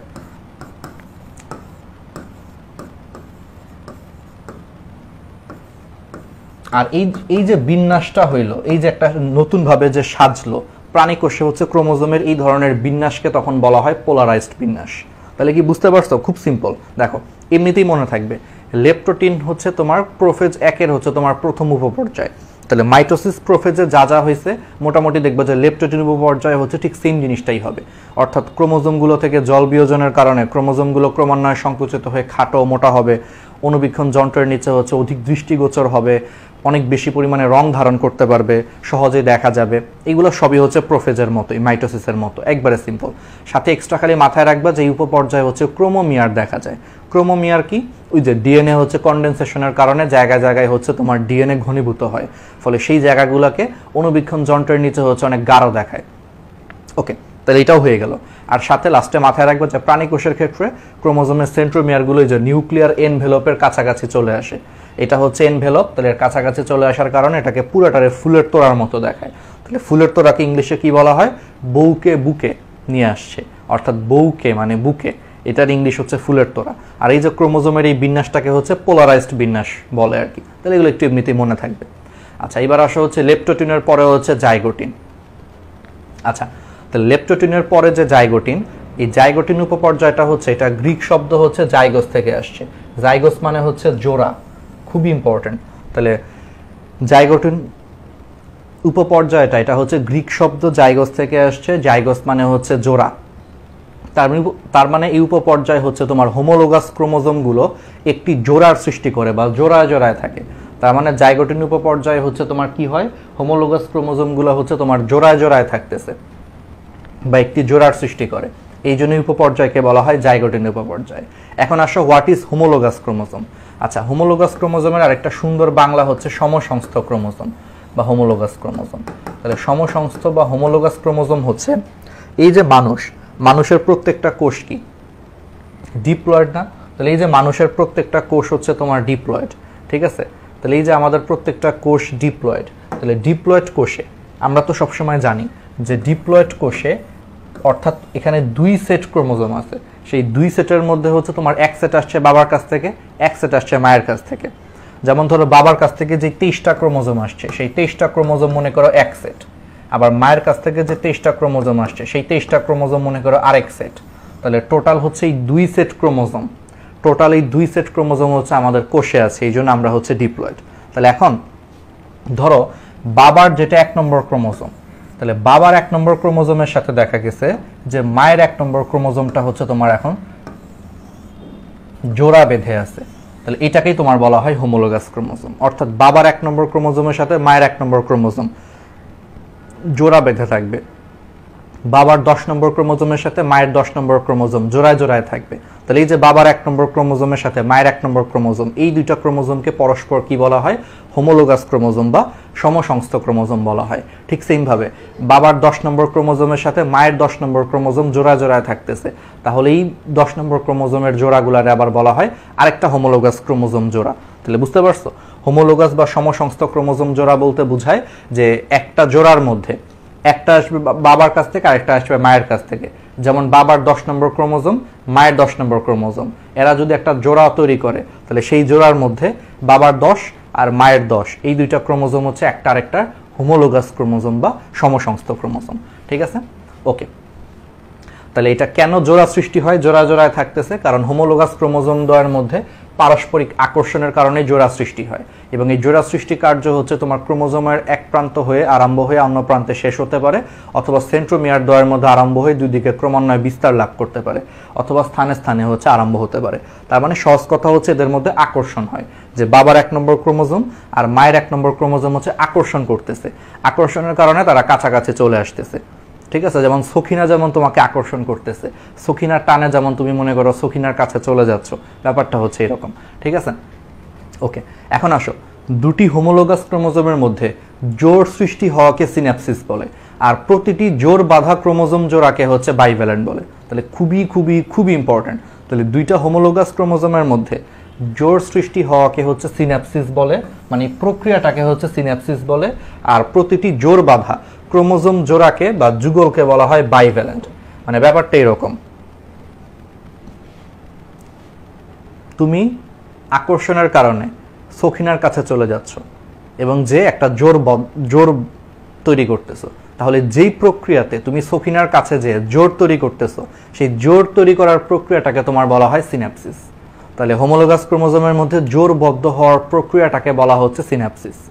আর এই জোড়াটাকে, ক্রোমোজোমের এই জোড়াটাকে, যেমন এই যে আমার এই ছবিতে এই যে এক জোড়া ক্রোমোজোম যখন একসাথে আছে, এই জোড়াটাকে তখন বলা হয় বাইভ্যালেন্ট। মানে তুমি আর সখিনা একসাথে আছো, তোমাদেরকে বলা হবে বাইভ্যালেন্ট। আর যেই প্রক্রিয়ার মাধ্যমে তোমরা বাইভ্যালেন্ট তৈরি করেছো বা যেই প্রক্রিয়ার মাধ্যমে তোমরা জোড়া হয়েছো, সেই প্রক্রিয়াটাকে বলা হয় সিন্যাপসিস। আর সিন্যাপসিস প্রক্রিয়ার কারণে তুমি আর সখিনা একসাথে আছো, তাহলে তোমাদেরকে এখন বলা হবে বাইভ্যালেন্ট। ব্যাপারটাকে খুব সংক্ষেপে বলতে পারি এইভাবে, যে সিন্যাপসিস হচ্ছে মনে করো বিয়ে করার প্রক্রিয়া, মানে যেই প্রক্রিয়ার মাধ্যমে একটা ছেলে মেয়ে একত্রে জোড়া বাঁধে, সেই প্রক্রিয়াটাকে আমরা বিবাহ বলতে পারি। তাহলে সিন্যাপসিস হচ্ছে বিবাহ। আর বিবাহের পরে ওই ছেলে মেয়েরে কি বলা হয়? পরস্পর কাপল বলা হয় বা হাজব্যান্ড ওয়াইফ বলা হয়। তাহলে এখানে হাজব্যান্ড ওয়াইফটা হচ্ছে আসলে বাইভ্যালেন্ট, মানে সেই দুইটা জোর বাঁধা ক্রোমোজোমকে আমরা বলতেছি হচ্ছে বাইভ্যালেন্ট। আর যেই প্রক্রিয়াতে তারা জোর বাঁধতেছে, সেই জোর বাঁধার প্রক্রিয়াকে বলতেছি হচ্ছে সিন্যাপসিস। আচ্ছা, তোমরা বলতে পারো যে ভাইয়া কেন এটা এত গুরুত্ব দিয়ে বলতেছে? কারণ এগুলো থেকে মেডিকেলে প্রশ্ন আসছে। একবার মেডিকেলে প্রশ্ন আসছে যে দুইটি হোমোলোগাস ক্রোমোজোম বা দুইটা সমসংস্থ ক্রোমোজোমের মধ্যে জোরবদ্ধ হওয়ার প্রক্রিয়াকে কি বলে? ঝটপট কমেন্টে লেখো তাহলে, যে দুইটা হোমোলোগাস ক্রোমোজোম এর মধ্যে জোরবদ্ধ হওয়ার প্রক্রিয়াকে কি বলে? সরাসরি মেডিকেলে আসছে, অনেকে এগুলো প্যাচ লাগায় ফেলছে, সিন্যাপসিস আর বাইভ্যালেন্টের মধ্যে প্যাচ লাগায় ফেলে, ভুল করে এগুলো স্টুডেন্টরা। আমরা তো আসলে অনেক বছর ধরে পড়াচ্ছি, সো আমরা এগুলো কিন্তু অনেক ভালো জানি যে তোমরা কোন জায়গাগুলোতে ভুল করো।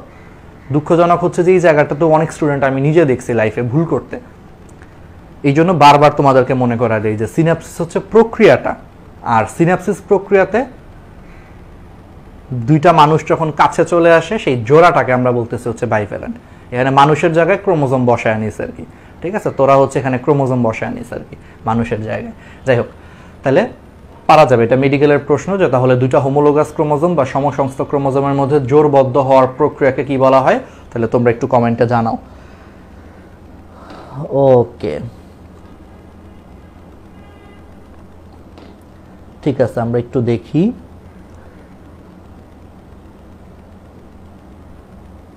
সিন্যাপসিস, আনোয়ার হোসেন, সিন্যাপসিস, ঠিক আছে, আমরা একটু দেখি। প্রসেস হচ্ছে সিন্যাপসিস, এক্স্যাক্টলি প্রসেসটা হচ্ছে সিন্যাপসিস। আর জোড়াটাকে কি বলা হয়? জোড়াটাকে হচ্ছে তোমার বাইভ্যালেন্ট বলা হয়। একটু মাথায় রাখবে এই জিনিসগুলো। ওকে, এগুলো যাতে ভুল না হয়, এগুলো অনেক স্টুডেন্ট ভুল করছে অতীতে, এই জন্য আমরা তোমাদেরকে আসলে সতর্ক করার জন্য বলি, বারবার বলি, কারণ এগুলো ভুল করে আসলে স্টুডেন্টরা, কেন জানি আমি, আসলে কিছু থাকে তো এই জন্য এগুলো বলতে হয়। আচ্ছা, ঠিক আছে, পারা যাবে। তাহলে বুঝে বুঝে পড়বা। তাহলে দেখো, জাইগোটিন কি মনে রাখাটা কষ্ট? মনে রাখাটা কষ্ট না, যে জাইগোটিন এটা জাইগোস থেকে আসছে, জাইগোস মানে হচ্ছে জোড়া। তার মানে এখানে কি হবে? এখানে হচ্ছে ভাইয়া তাহলে জোড়া সৃষ্টি হবে, অর্থাৎ হোমোলোগাস ক্রোমোজোমের মধ্যে জোড়া সৃষ্টি হবে। সেই প্রক্রিয়াটাকে বলা হয় সিন্যাপসিস, আর জোড়াটাকে বলা হয় বাইভ্যালেন্ট। শেষ। দেখছো পড়া কত সহজ, এমনি কিন্তু তুমি সহজেই মনে রাখতে পারবা। আচ্ছা, এবার আসো হচ্ছে প্যাকাইটিন। আচ্ছা, প্যাকাইটিন উপপর্যায় হচ্ছে, তুমি মাথায় রাখো, প্যাকাইটিন উপপর্যায় হচ্ছে তোমার বেশ কয়েকটা জিনিস হয়, তোমার 3টা টার্ম আসে। প্যাকাইটিন উপপর্যায়টা হচ্ছে বেশি ইম্পর্টেন্ট, 5 স্টার, এখান থেকে পরীক্ষায় বেশি প্রশ্ন আসে, কারণ এখানে বেশ কয়েকটি ইম্পর্টেন্ট জিনিস হয়। টেট্রাট তৈরি হয়, তারপর এখানে হচ্ছে কায়াজমা তৈরি হয়, এখানে হচ্ছে তোমার ক্রসিং ওভার হয়। 3টা খুবই গুরুত্বপূর্ণ জিনিস হয়। আচ্ছা, দেখি আমরা তাহলে ক্রমাগত সংকোচনের ফলে উপপর্যায় ক্রোমোজোমগুলোকে আরো খাটো মোটা দেখা যায়। এ পর্যায়ে সর্বপ্রথম বাইভ্যালেন্টের প্রত্যেকটা ক্রোমোজোমকে সেন্ট্রোমিয়ার ব্যতীত অনুদৈর্ঘ্যে দুটি ক্রোমাটিডে বিভক্ত দেখা যায়, অর্থাৎ প্রতি বাইভ্যালেন্টে দুটি সেন্ট্রোমিয়ার এবং হচ্ছে তোমার 4টি ক্রোমাটিড থাকে। এই অবস্থাকে হচ্ছে তোমার টেট্রাড বলে। আচ্ছা, টেট্রাড জিনিসটাকে আমি একটু সিম্পলি বলি। ধরো জাইগোটিন উপপর্যায়ে কি হয়েছে, যে দুইটা হোমোলোগাস ক্রোমোজোম হচ্ছে জোরবদ্ধ হয়ে বাইভ্যালেন্ট তৈরি করছে, এটা হচ্ছে জাইগোটিন উপপর্যায়ে হয়েছে।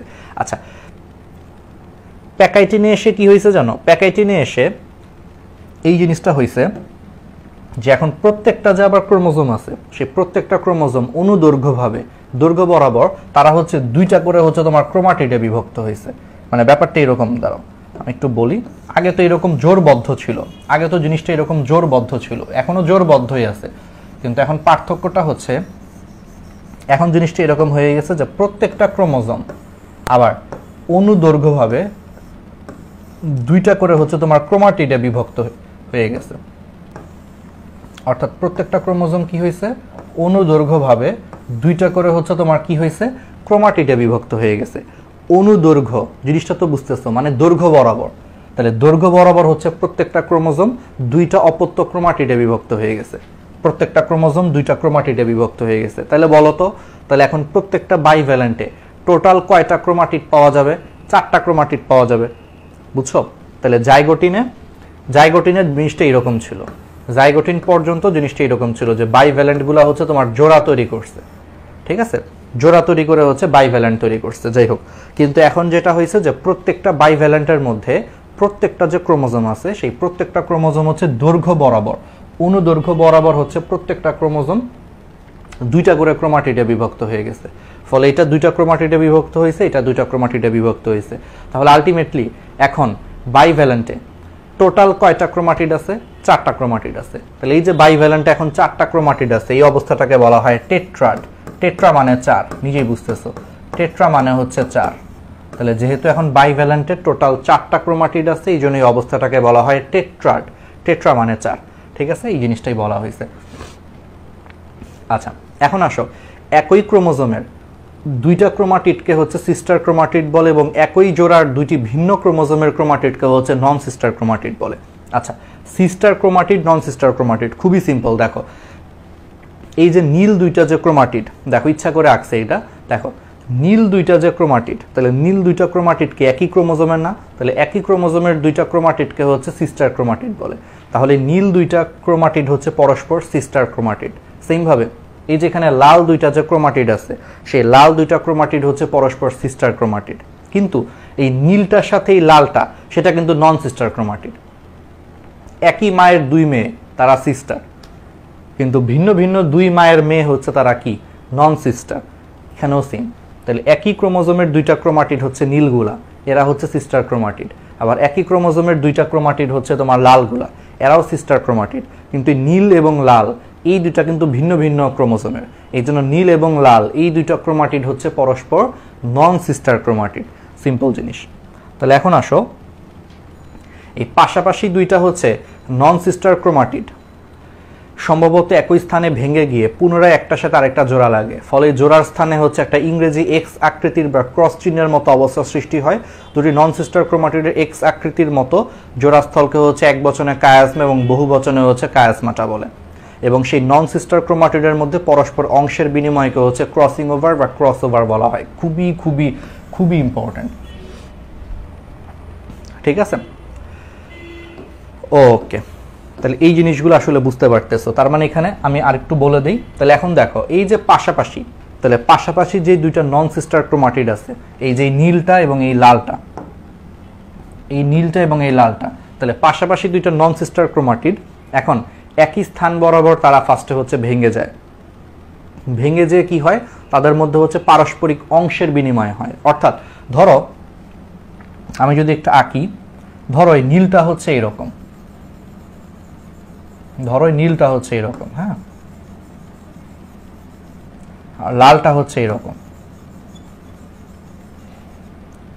তাহলে জিনিসটা যেটা হবে যে পাশাপাশি দুইটা যে নন সিস্টার যে ক্রোমাটিড আছে, তাহলে পাশাপাশি দুইটা নন সিস্টার ক্রোমাটিডের মধ্যে একই স্থান বরাবর জিনিসগুলো ভেঙে যাবে। অর্থাৎ ধরো এই কালোটা দিয়ে বুঝাই, ধরো একই স্থান বরাবর ভেঙে যাবে, এটার এই স্থানে ভেঙে যাবে, এটার এই স্থানে ভেঙে যাবে, এটার এই স্থানে ভেঙে যাবে, এটার এই স্থানে ভেঙে যাবে। ভেঙে যাওয়ার পর তারপরে জিনিসটা হচ্ছে এরকম হবে। আমি একই ছবিতে দেখানোর চেষ্টা করতেছি, হোপফুলি তোমরা বুঝতে পারবা।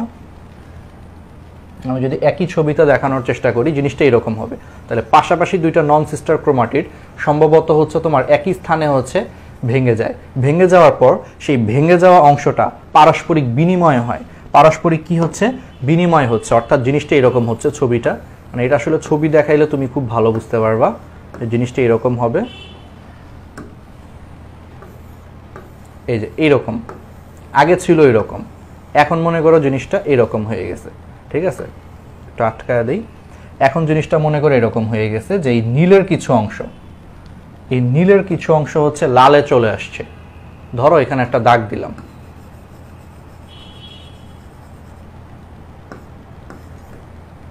ধরো এরকম, হ্যাঁ। আর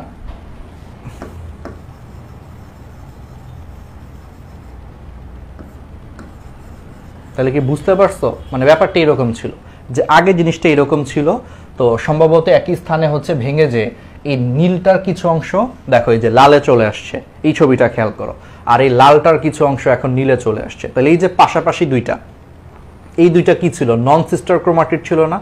এটা কিন্তু নন সিস্টার ক্রোমাটিড। তাহলে এই যে পাশাপাশি দুইটা নন সিস্টার ক্রোমাটিডের মধ্যে পারস্পরিক যে অংশের বিনিময় হইল, এই পারস্পরিক অংশের বিনিময়কে কি বলা হয়? ক্রসিং ওভার বলা হয়। তাহলে পাশাপাশি দুইটা নন সিস্টার ক্রোমাটিডের মধ্যে পারস্পরিক অংশের বিনিময়কে আমরা কি বলতে পারি? ক্রসিং ওভার বলতে পারি। ঠিক আছে, ওকে। তাহলে ক্রসিং ওভারের মাধ্যমে পাশাপাশি দুইটা নন সিস্টার ক্রোমাটিডের মধ্যে পারস্পরিক কি হয়েছে? অংশের বিনিময় হয়েছে, ক্রসিং ওভার। আচ্ছা, আর last but not the least, এই পাশাপাশি দুইটা নন সিস্টার ক্রোমাটিডের মধ্যে দেখো এই যে একটা জোড়া লেগে গেছে। এই জোড়া লাগার যে জায়গাটা সেটা দেখতে অনেকটা ইংরেজি এক্স আকৃতির মতো। দেখো এই জোড়া লাগার জায়গাটা অনেকটা এক্স আকৃতির মতো দেখতে। আমি যদি অন্য কালি দিয়ে দেখাই, দেখো এক্স আকৃতির মতো দেখতে।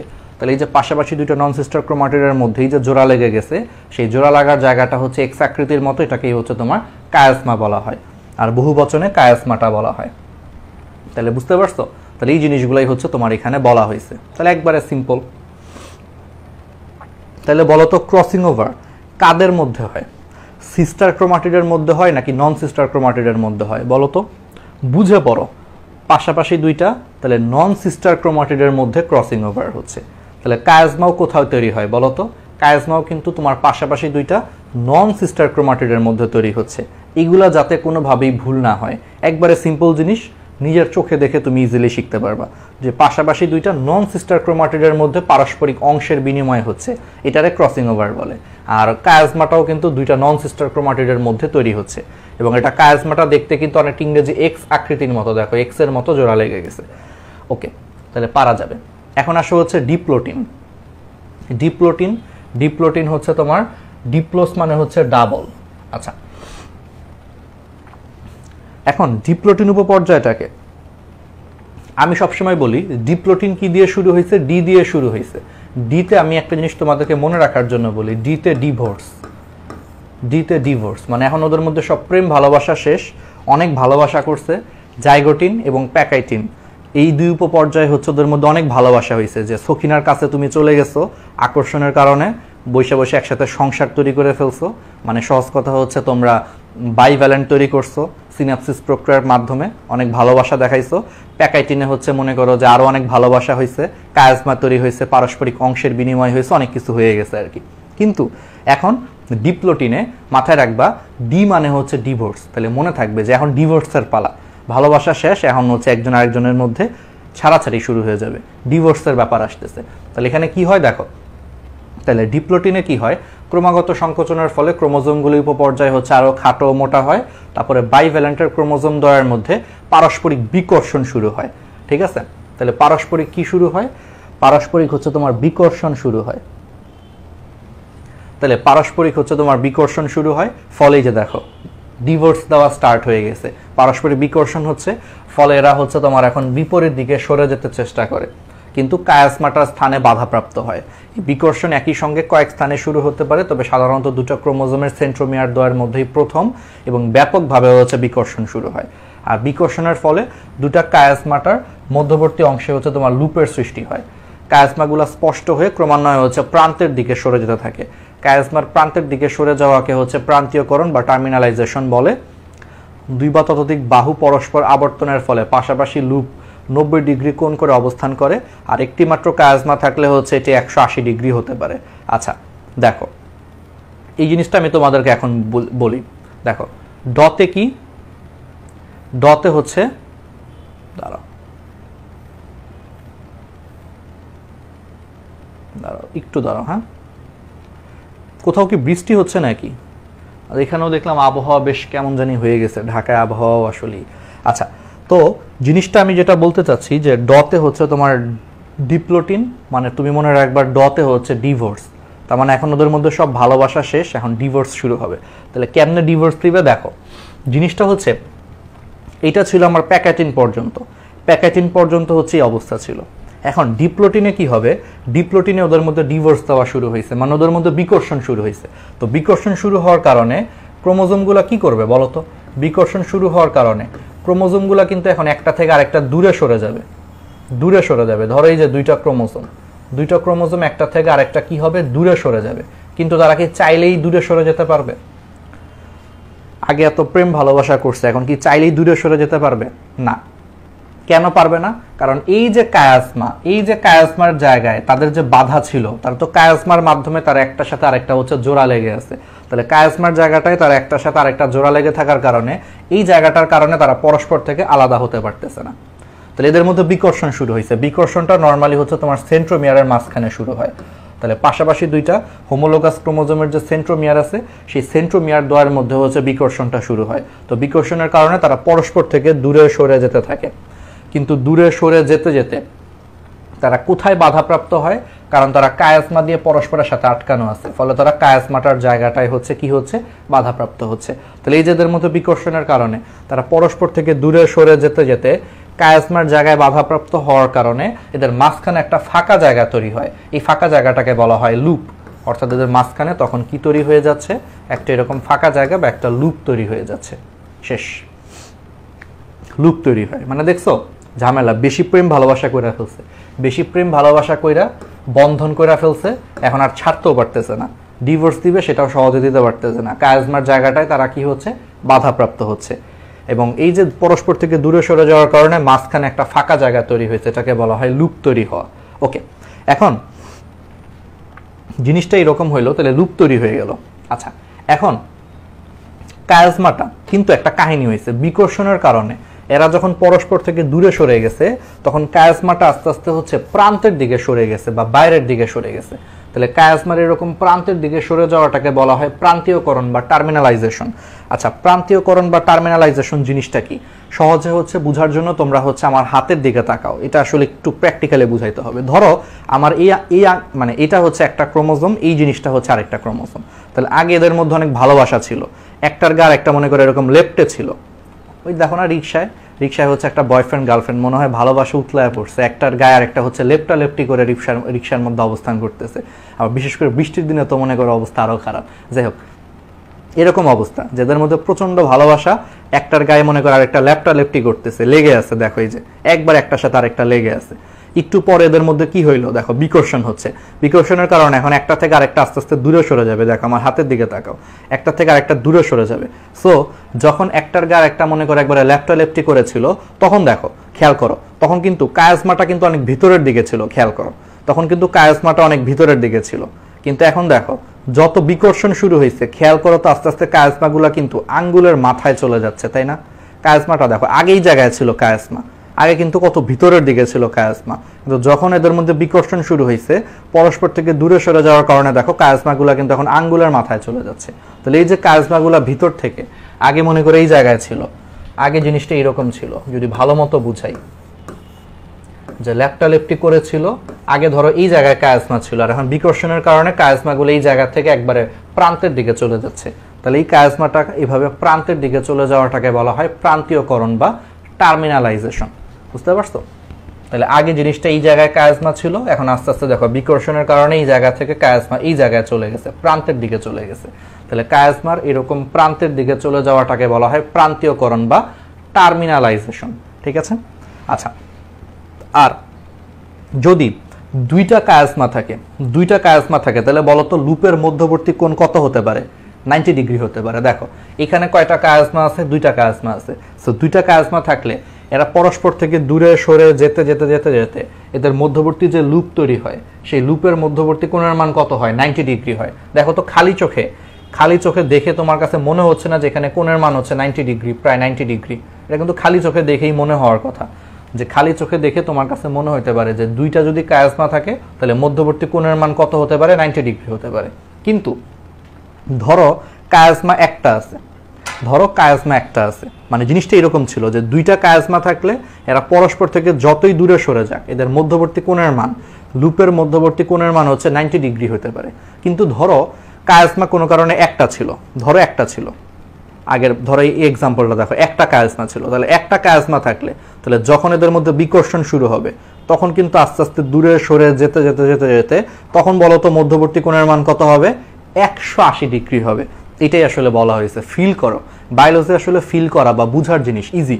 যখন দুইটা কায়াজমা ছিল ওরা আগে এরকম লেপটালেপটি করেছিল, তো দুইটা কায়াজমার কারণে দূরে সরে যেতে যেতে মধ্যবর্তী কোণের মান 90 ডিগ্রি হয়েছে যখন দুইটা কায়াজমা ছিল। কিন্তু যদি একটা কায়াজমা থাকে, মানে একটা যদি কায়াজমা থাকে তাহলে এখন তো একটাই মাত্র আছে, তাহলে এখন দূরে সরে যেতে যেতে যেতে যেতে মধ্যবর্তী কোণের মান কত হবে? 180 ডিগ্রি হবে। এটাই বলা হয়েছে।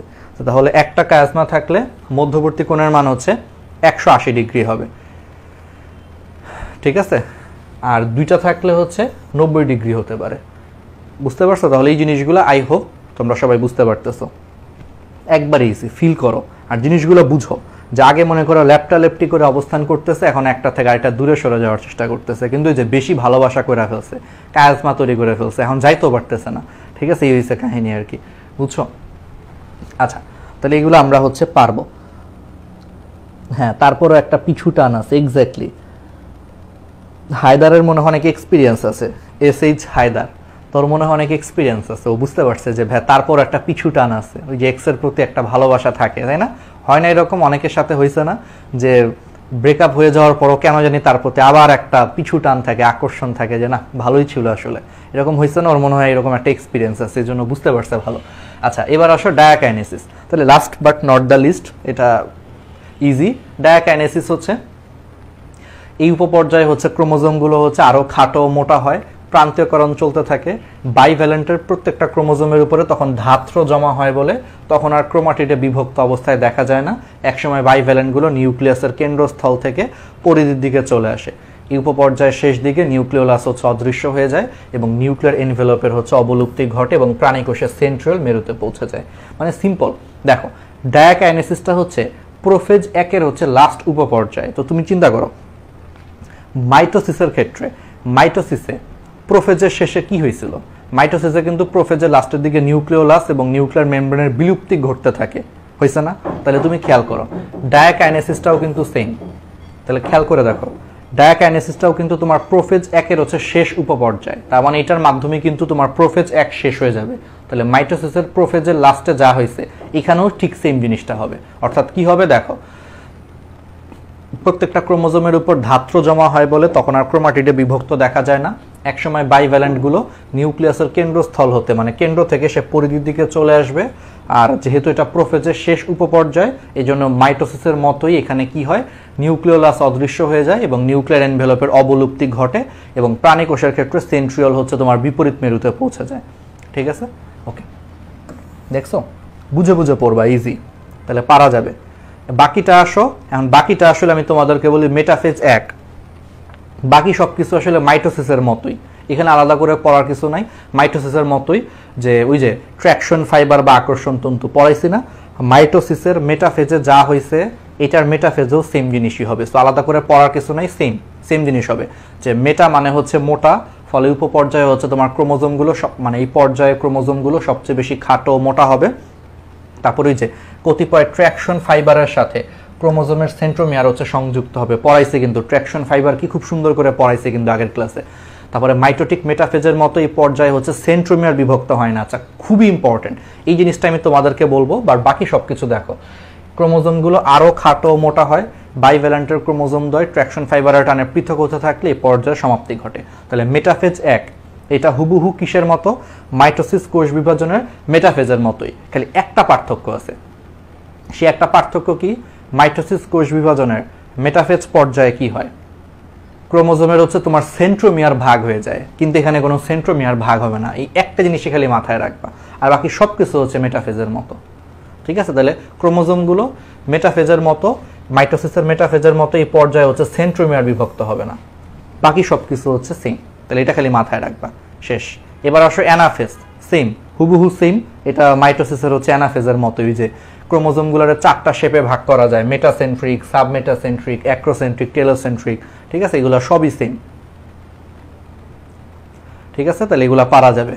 আর লাস্টেরটা হচ্ছে তোমার টেলোফেজ। টেলোফেজটা হচ্ছে তোমার মাইটোসিসের ওই মাইটোসিসের হচ্ছে তোমার টেলোফেজের মতো, সেম একই জিনিস। এইগুলো একটু রিডিং দিবা, অত দরকার নেই, একই জিনিস। মাইটোসিসে যা হয়েছে এখানেও তাই হয়েছে। আচ্ছা, তাহলে বলো তো, তাহলে মায়োসিস 1, আমরা তো বলছিলাম যে মায়োসিস 1-এর পরে কি হয়? ক্রোমোজোম সংখ্যা অর্ধেক হয়ে যায়। তাহলে এখানে কিভাবে ক্রোমোজোম সংখ্যা অর্ধেক হয়? এখানে ক্রোমোজোম সংখ্যাটা কেমনে অর্ধেক হয় এই জিনিসটা আমি তোমাদেরকে একটু ব্যাখ্যা করি। এখানে ক্রোমোজোম সংখ্যাটা অর্ধেক হয় কেমনে জানো? কারণ দেখো, মায়োসিস 1-এর মেটাফেজ 1-এ কি হয়েছে দেখো, একটু খেয়াল করে দেখো। মেটাফেজ 1-এ কিন্তু তোমার সেন্ট্রোমিয়ার কিন্তু ভাগ হয় নাই। খেয়াল করে দেখো, মায়োসিস 1-এর যে মেটাফেজ 1 ছিল, সেই মেটাফেজ 1-এ কিন্তু তুমি খেয়াল করে দেখবা সেন্ট্রোমিয়ারটা কিন্তু ভাগ হয় নাই। সো সেন্ট্রোমিয়ার ভাগ না হওয়াতে আলটিমেটলি কিন্তু একটা ক্রোমোজোম থেকে 2টা ক্রোমোজোম হয় নাই, ফলে ক্রোমোজোম ডাবল হয় নাই, কিন্তু নিউক্লিয়াস কিন্তু ডাবল হয়ে গেছে। দেখো, মায়োসিস 1-এ একটা নিউক্লিয়াস থেকে 2টা নিউক্লিয়াস হয়ে গেছে, তাহলে নিউক্লিয়াস ডাবল হয়ে গেছে। কিন্তু মায়োসিস 1-এর যে মেটাফেজ 1, সেই মেটাফেজ 1-এ সেন্ট্রোমিয়ার বিভক্ত না হওয়ার কারণে একটা ক্রোমোজোম কিন্তু ডাবল হয়ে 2টা ক্রোমোজোম হয় নাই। তার মানে ক্রোমোজোম কিন্তু ডাবল হইতে পারে নাই, কিন্তু নিউক্লিয়াস ডাবল হয়ে গেছে। এই জন্য আলটিমেটলি তোমার ক্রোমোজোম সংখ্যা অর্ধেক হয়ে গেছে। মানে ধরো ক্রোমোজোম ছিল আগে মনে করো তোমার 2টা,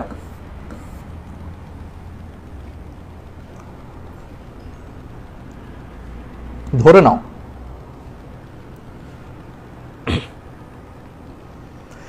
নাও যে তোমার ক্রোমোজোম ছিল 2টা। 1 মিনিট।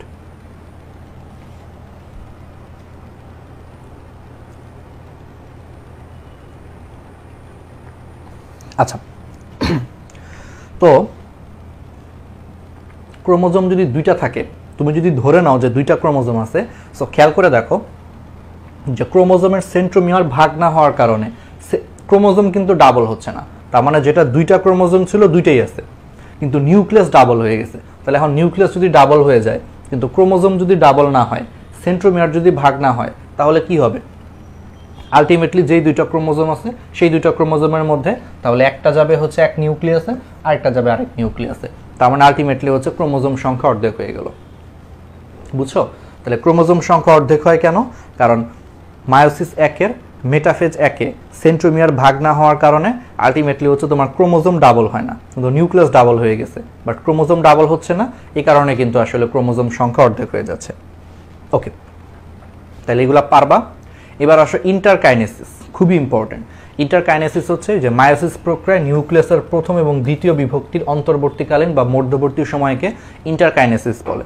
অর্থাৎ মায়োসিস 1 এবং মায়োসিস 2, এই দুইটার যে মধ্যবর্তী যে সময়টা, সেই সময়টাকে হচ্ছে ইন্টারকাইনেসিস বলে।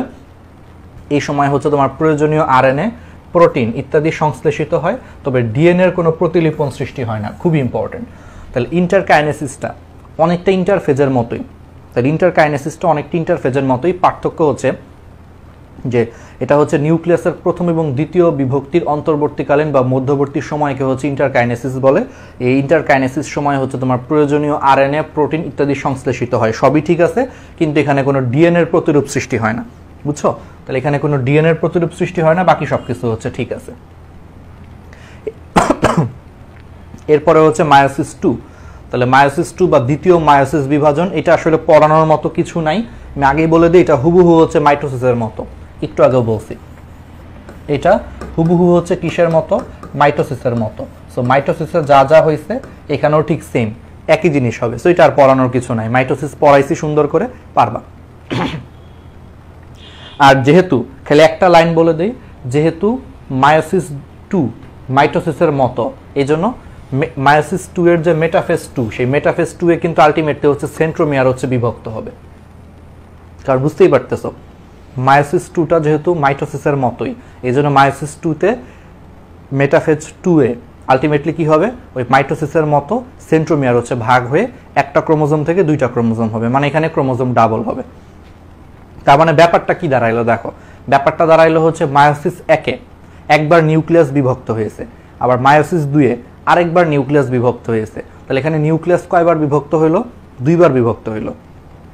কিন্তু মায়োসিস 1 এ সেন্ট্রোমিয়ার ভাগ না হওয়ার কারণে ক্রোমোজোম কিন্তু বিভক্ত হয় নাই, কিন্তু মায়োসিস 2 এ সেন্ট্রোমিয়ার ভাগ হয়ে গেছে। তাহলে আলটিমেটলি ক্রোমোজোম কয়বার বিভক্ত হইলো, একবার বিভক্ত হইলো। তাহলে হিসাব মিলছে। তাহলে মায়োসিস প্রক্রিয়াতে আলটিমেটলি কি হয়, নিউক্লিয়াস 2বার বিভক্ত হয়, কিন্তু ক্রোমোজোম একবার বিভক্ত হয়। সে একবার কোথায় হয়, মায়োসিস 2 এর মেটাফেজ 2 এ হয়, অর্থাৎ মেটাফেজ 2 এ যে সেন্ট্রোমিয়ার হচ্ছে বিভক্ত হয়ে যায়। বাকিটা তো বুঝতেছই, এটা হুবহু মাইটোসিসের মতো, পারবা। তাহলে এগুলো একটু দেখার দরকার নাই, এরকম পারবা, এগুলো মাইটোসিস যা ছিল এগুলো তাই। আচ্ছা, এখন আসা হচ্ছে মায়োসিসের গুরুত্ব। তাহলে মায়োসিসের গুরুত্ব বা তাৎপর্য বা প্রয়োজনীয়তা দেখো, ভিভিআই ভেরি ভেরি ইম্পর্টেন্ট, এটা খুবই ইম্পর্টেন্ট। এগুলা হেডলাইনগুলো মেডিকেল ভর্তি পরীক্ষায় আসে, হেডলাইনগুলো, এই হেডলাইনগুলো হচ্ছে মেডিকেল ভর্তি পরীক্ষায় অনেক বেশি আসে, খুবই ইম্পর্টেন্ট। তাহলে আমাদেরকে একটু ভালো মতো হচ্ছে দেখতে হবে। তাহলে প্রথমেই আসা হচ্ছে তোমার কি দেখব, জনন কোষ সৃষ্টি। এটা তো আমরা জানি যে মায়োসিসের ফলে হচ্ছে তোমার জনন কোষ বা গ্যামেট উৎপন্ন হয়, তাই যৌন জননক্ষম জীবে মায়োসিস না ঘটলে বংশবৃদ্ধি অসম্ভব। তারপরে ক্রোমোজোম সংখ্যা হচ্ছে তোমার ধ্রুব রাখা, প্রজাতিতে বংশানুক্রমে ক্রোমোজোম সংখ্যা ধ্রুব রাখা কেবলমাত্র এই প্রক্রিয়ার কারণে সম্ভব হয়েছে। এগুলো জানো যে মায়োসিস না হইলে বংশ পরম্পরায় কিন্তু ক্রোমোজোম সংখ্যাটা কনস্ট্যান্ট রাখা যায় না। তারপরে হলো তোমার প্রজাতির স্বকীয়তা ঠিক রাখা, বংশ পরম্পরায় ক্রোমোজোম সংখ্যা ঠিক রাখার মাধ্যমে সেটা হচ্ছে প্রজাতির স্বকীয়তা ধরে রাখে। তারপরে বৈচিত্র্য সৃষ্টি হয়। আচ্ছা, বৈচিত্র্যের কেমন সৃষ্টি হয়, ওই যে মায়োসিস প্রক্রিয়াতে তোমার কি হয়, ক্রসিং ওভার হয়। ক্রসিং ওভারের কারণে একটা ক্রোমোজোমের জিনিসগুলা আরেক ক্রোমোজোমে চলে আসে, ফলে জিনিসগুলো কিন্তু মিক্সিং হচ্ছে, একটার জিনিস আরেকটায় চলে আসার কারণে মিক্সড হয়ে বৈচিত্র্য তৈরি হচ্ছে, ফলে এখানে বৈচিত্র্য সৃষ্টি হয়। আর মায়োসিসের কারণে যে বৈচিত্র্য তৈরি হয়, সেই বৈচিত্র্য পরবর্তীতে হচ্ছে অভিব্যক্তির সৃষ্টি করে, অভিব্যক্তি সৃষ্টি করে। তারপরে হচ্ছে গ্যামেট সৃষ্টি এবং বংশবৃদ্ধি, এগুলো আমরা বলছি। যৌনুক্রম, আচ্ছা যৌনুক্রম জিনিসটা কি আমরা একটু বলবো, যে যৌনুক্রম, তাহলে যে সকল জীবের জীবন চক্রে যৌনুক্রম আছে সেখানে মায়োসিস প্রত্যক্ষ ভূমিকা পালন করে। আর একটা হচ্ছে মেন্ডেলের সূত্র, ওই যে মেন্ডেলের সূত্রের ব্যাখ্যা দেওয়া মায়োসিস ছাড়া সম্ভব না। মায়োসিস ছাড়া তুমি কখনোই হচ্ছে মেন্ডেলের সূত্রের ব্যাখ্যা দিতে পারবা না। এটা আমরা জিনতত্ত্ব বিবর্তনে পড়ব, জিনতত্ত্ব বিবর্তন চ্যাপ্টারে আমরা দেখবো যে মেন্ডেলের সূত্রের ব্যাখ্যা হচ্ছে মায়োসিস ছাড়া দেওয়া আসলে পসিবল না। আচ্ছা, এবার আসো তোমাদের একটা জিনিস মাথায় আসতে পারে যে ভাইয়া যৌনুক্রম জিনিসটা কি। যৌনুক্রম, যৌনুক্রমকে ইংলিশে বলা হয় alteration of generation, alteration of generation, alteration of generation বা বাংলায় আমরা বলতেছি হলো যৌনুক্রম। যৌনুক্রম হচ্ছে কোনো জীবের জীবন চক্রে, কোনো জীবের লাইফ সাইকেলে হ্যাপ্লয়েড এবং ডিপ্লয়েড দশা পর্যায়ক্রমিকভাবে যদি আপর্দিত হয়, তাহলে কোনো জীবের জীবন চক্রে ধরো হ্যাপ্লয়েড এবং ডিপ্লয়েড দশা যদি পর্যায়ক্রমে যদি আবর্তিত হয়, তাহলে সেটাকে হচ্ছে যৌনুক্রম বলে। ধরো এটা একটা মনে করো জীবের লাইফ সাইকেল, তাহলে একটা জীবের যে লাইফ সাইকেল বা জীবন চক্র, মনে করো তার জীবন চক্রের এই সময়টায় সে ডিপ্লয়েড ছিল, এই সময়টায় সে ডিপ্লয়েড ছিল, কিন্তু তার জীবন চক্রের মনে করো বাকি সময়টায় সে হ্যাপ্লয়েড ছিল, আবার সে ডিপ্লয়েড হয়েছে। তাহলে এই যে একটা জীবের যে জীবন চক্র বা লাইফ সাইকেল, তার লাইফ সাইকেল বা জীবন চক্রের কিছু সময় সে ডিপ্লয়েড ছিল, কিছু সময় সে হ্যাপ্লয়েড ছিল। তাহলে কোনো একটা জীবের জীবন চক্রে পর্যায়ক্রমিকভাবে কিছু সময় ডিপ্লয়েড, কিছু সময় হ্যাপ্লয়েড যদি থাকে, তাহলে সেই অবস্থাটাকে তোমার বলা হয় যৌনুক্রম। বুঝতে পারছো? এটা নিম্ন শ্রেণীর উদ্ভিদে দেখা যায়। তুমি দেখবা এটা আমরা হচ্ছে ব্রায়োফাইটা টেরিডোফাইটা নামে একটা চ্যাপ্টার আছে, ব্রায়োফাইটা টেরিডোফাইটা নামে একটা চ্যাপ্টার আছে, বোটানিতে আমরা পড়বো, সেই চ্যাপ্টারে আমরা সুন্দর করে এগুলা বলবো আরো। তাহলে যৌনুক্রম বুঝতে পারছো? তাহলে যৌনুক্রম হচ্ছে কোনো জীবের জীবন চক্রে পর্যায়ক্রমিকভাবে একবার ডিপ্লয়েড দশা, একবার হ্যাপ্লয়েড দশা, আবার ডিপ্লয়েড দশা, আবার হ্যাপ্লয়েড দশা। তাহলে পর্যায়ক্রমিকভাবে হ্যাপ্লয়েড ডিপ্লয়েড, হ্যাপ্লয়েড ডিপ্লয়েড, এই দশাগুলো যদি আবর্তিত হয় তাহলে সেই জিনিসটাকে বলা হয় যৌনুক্রম বা অল্টারেশন অফ জেনারেশন। আর এখন তো নিজেরাই বুঝতেছো যে যৌনুক্রমটা কিসের জন্য সংগঠিত হয়, মায়োসিসের জন্য সংগঠিত হয়। এই ডিপ্লয়েড থেকে যখন হ্যাপ্লয়েড হবে তখন অবশ্যই সেখানে কি হবে, মায়োসিস হবে। কারণ ডিপ্লয়েড থেকে যদি হ্যাপ্লয়েড হচ্ছে সেখানে তো অবশ্যই মায়োসিস হয়। তো মায়োসিস না হইলে কি এটা পসিবল ছিল? মায়োসিস না হলে তো আর তোমার কখনোই ডিপ্লয়েড থেকে হ্যাপ্লয়েড আসতো না। এই জন্য যৌনুক্রমটা একমাত্র পসিবল হয়েছে কিসের কারণে, মায়োসিস থাকার কারণে। এই জন্য মায়োসিসের কারণে হচ্ছে তোমার যৌনুক্রম দেখা যায়। ঠিক আছে, তাহলে যে সকল জীবের জীবন চক্রে যৌনুক্রম আছে সেখানে মায়োসিস প্রত্যক্ষ ভূমিকা পালন করে, বুঝতেই পারতেছো। কারণ ডিপ্লয়েড থেকে হ্যাপ্লয়েড এটা একমাত্র মায়োসিসই হচ্ছে করতে পারে। সো মায়োসিস আছে বলেই সেই সমস্ত জীবের জীবন চক্রে যৌনুক্রম হয়, আদারওয়াইজ হইতো না।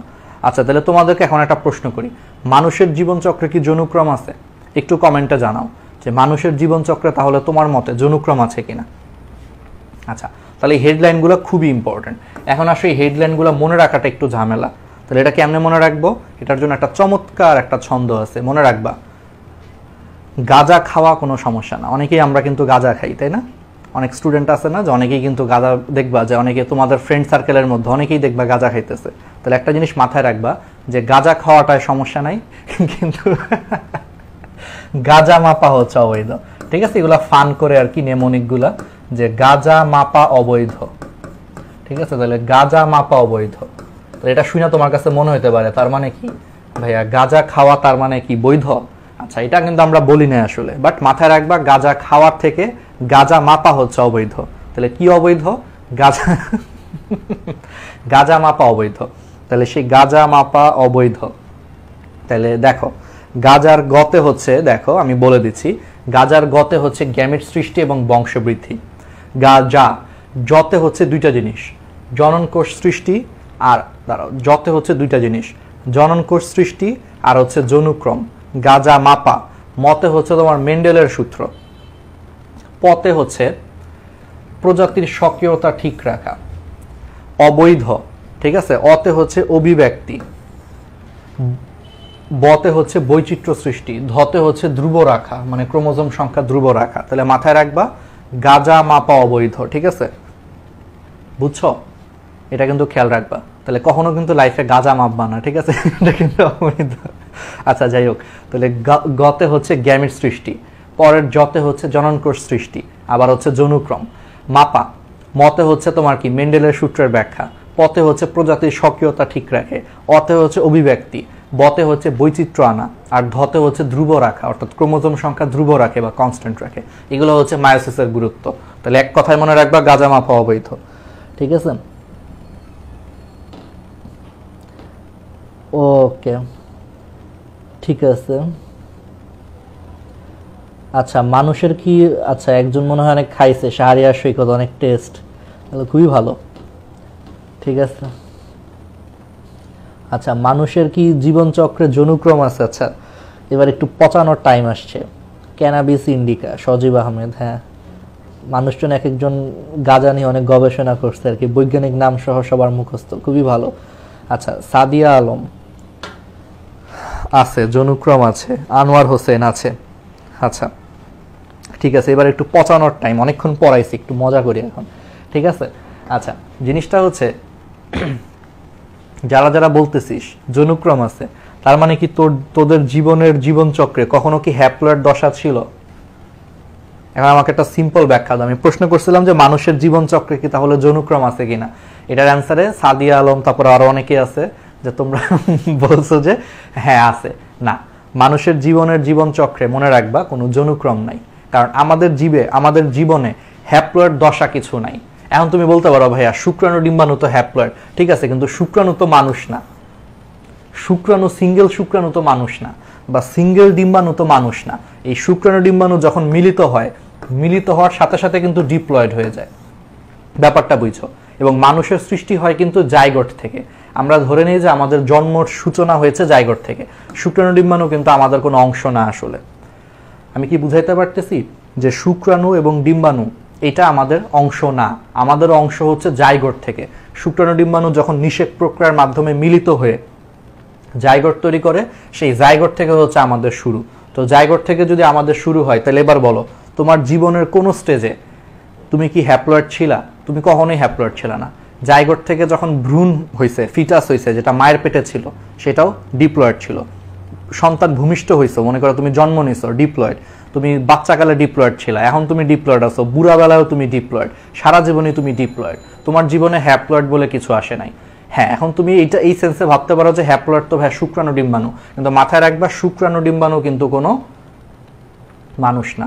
তোমার শরীরের মধ্যে অনেক শুক্রাণু আছে, তুমি কি এখান থেকে কি বাচ্চা বানাইতে পারো? আচ্ছা, একটু বায়োলজি জিনিস মজা করেই বলি। তোমার মনে করো অনেক শুক্রাণু আছে, তুমি কি এই শুক্রাণু দিয়ে একা একা বাচ্চা বানাইতে পারবা না। তোমার মধ্যে মনে করো অনেক ডিম্বাণু আছে, তুমি কি একা একা বাচ্চা বানাইতে পারবা না। তো বাচ্চা উৎপাদনের সময় শুক্রাণু ডিম্বাণু মিলিত হয়ে জাইগোটের পর থেকে বাচ্চা উৎপাদন শুরু হয়। তার মানে এর আগ পর্যন্ত কিন্তু শুক্রাণু ডিম্বাণু কিন্তু কোনো জীবন সত্তার অধিকারী না, এর মধ্যে কোনো জীবন নাই, সহজ কথা। এই জন্য শুক্রাণু ডিম্বাণু হচ্ছে মানুষের কোনো পার্ট না। এই জন্য মানুষের জীবের জীবন চক্রে কোনো যৌনক্রম নাই, অলওয়েজ আমরা হচ্ছে ডিপ্লয়েড। ঠিক আছে? সবচেয়ে ফেমাস এক্সাম্পল যে আমাদের মধ্যে অনেকের শুক্রাণু আছে, অনেকের ডিম্বাণু আছে, বাট নাই। ঠিক আছে? কোনো লাভ নাই এগুলা থাইকা। যতক্ষণ না তুমি আরেকজনকে না পাচ্ছ, কোনো কিছুই করতে পারতেছো না। ঠিক আছে? এটা হচ্ছে জীবনের শিক্ষা আর কি। আচ্ছা, যাই হোক, তাহলে এবার আসে হচ্ছে ক্রসিং ওভার। তাহলে ক্রসিং ওভার জিনিসটা আমরা একটু দেখি যে মায়োসিস 1। তাহলে মায়োসিস 1-এর হচ্ছে তোমার প্যাকাইটিন উপপর্যায়।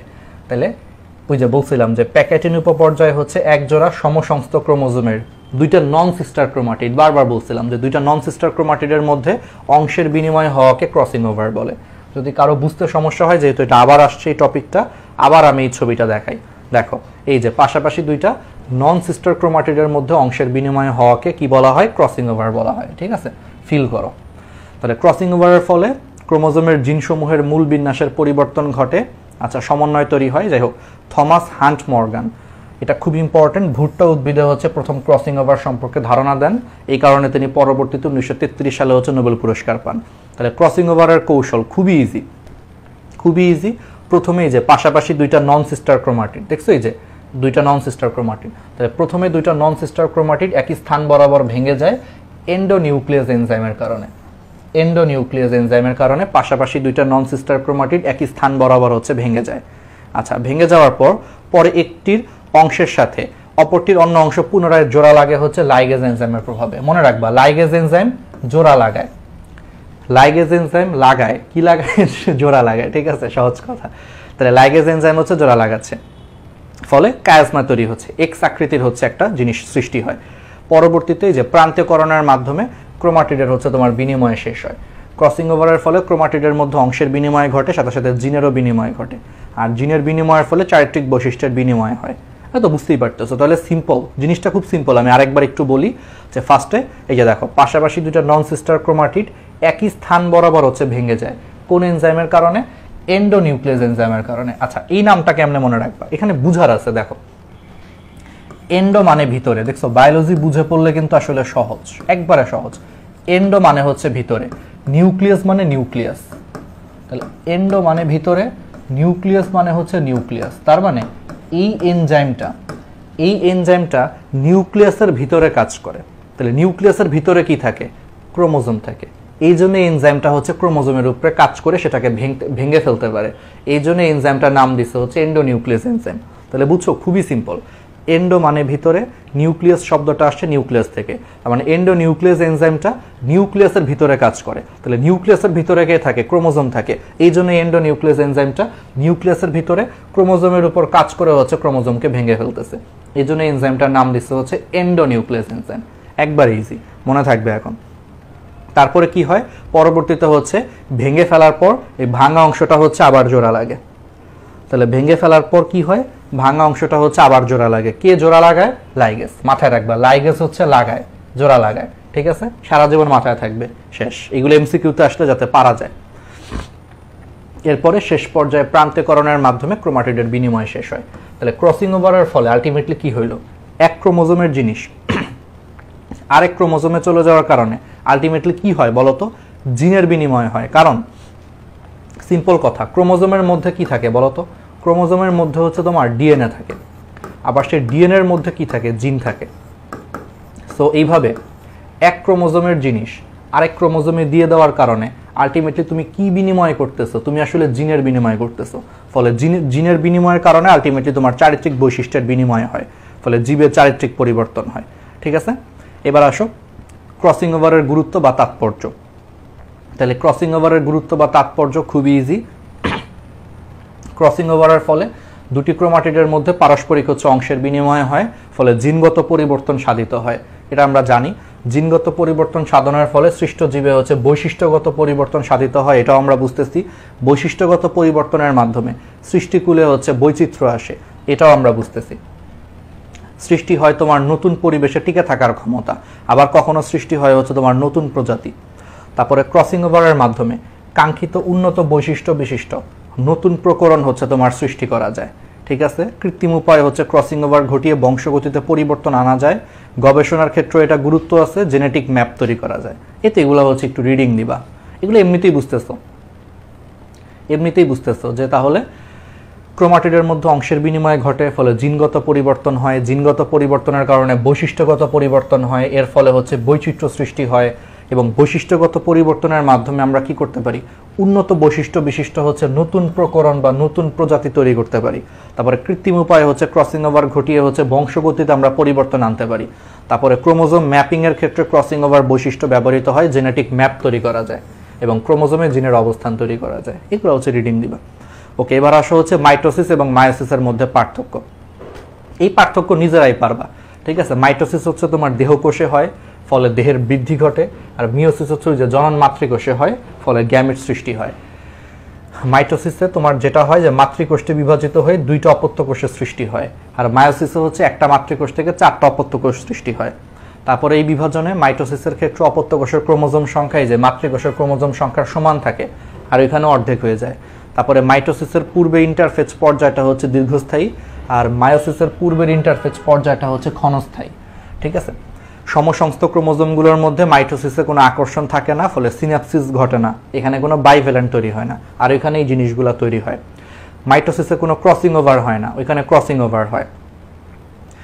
জনুক্রমের সাথে মাইটোসিসের কোনো সম্পর্ক নাই, ওইখানে সম্পর্ক আছে, বুঝতেই পারতেছো। মাইটোসিসে তোমার ওই যে প্রোফেজ পর্যায়ে দেখো ক্রোমোমিয়ার দেখা যায় না, মাইটোসিসে এটা দেখা যায় না, মিওসিসে কিন্তু ক্রোমোমিয়ার দেখা যায়। ঠিক আছে, তাই এগুলো একটু পড়বা। তারপর ডিএনএ রেপ্লিকেশন ইন্টারফেজ দশায় সম্পন্ন হয়, আর এখানে ডিএনএ রেপ্লিকেশন আসলে প্রোফেজের পূর্বে সংগঠিত হয়। এখানে অবশ্য বলা আছে যে প্রোফেজ দশায় ঘটে, অ্যাকচুয়ালি এটা প্রোফেজের পূর্বে হবে। ঠিক আছে, প্রোফেজের পূর্বে আসলে ডিএনএ রেপ্লিকেশন হয় আর কি মায়োসিসে। ঠিক আছে, তারপরে মাইটোসিসে দেখো নিউক্লিয়াস এবং ক্রোমোজোম একবার করে বিভক্ত হয় মাইটোসিসে, কিন্তু মায়োসিসে দেখো নিউক্লিয়াস দুইবার এবং ক্রোমোজোম একবার বিভক্ত হয়। এগুলা পারবা। তারপর ওই যে দেখো মাইটোসিসের যে মেটাফেজে দেখো সেন্ট্রোমিয়ার সহ ক্রোমোজোম বিভক্ত হয়, দেখছো সেন্ট্রোমিয়ার সহ ক্রোমোজোম বিভক্ত হচ্ছে, কিন্তু মায়োসিসের একের ওই যে মেটাফেজ একে সেন্ট্রোমিয়ার অবিভক্ত থাকে। দেখছো ওই যে বলছিলাম যে মায়োসিস একের মেটাফেজ একে তোমার সেন্ট্রোমিয়ার অবিভক্ত থাকে, এগুলো পড়াইছি। আর ক্রোমোজোম এবং জিনের আচরণগত মিল, ক্রোমোজোম এবং জিনের মধ্যে বুঝতেই পারতেছো যে ডিপ্লয়েড কোষে হোমোলোগাস ক্রোমোজোম জোড়া হিসেবে অবস্থান করতেছে, আর দুটি অ্যালেলিক জিন জোড়া হিসেবে অবস্থান করে। গ্যামেট সৃষ্টিকালে হোমোলোগাস ক্রোমোজোম জোড়া ভেঙে পৃথক গ্যামিটে যায়, গ্যামেট সৃষ্টিকালে অ্যালেলিক জিন জোড়া ভেঙে পৃথক গ্যামিটে যায়। মানে ক্রোমোজোমের ভিতরে আসলে জিন থাকে, সহজ কথা। মানে ব্যাপারটা এরকম যে ধরো এটা যদি একটা ক্রোমোজোম হয়, সেই ক্রোমোজোমের একটা নির্দিষ্ট অংশ ডিএনএ, সেই ডিএনএর একটা নির্দিষ্ট অংশ জিন আর কি। ঠিক আছে, তো একই জিনিস আর কি। ঠিক আছে, ওকে, পারা যাবে।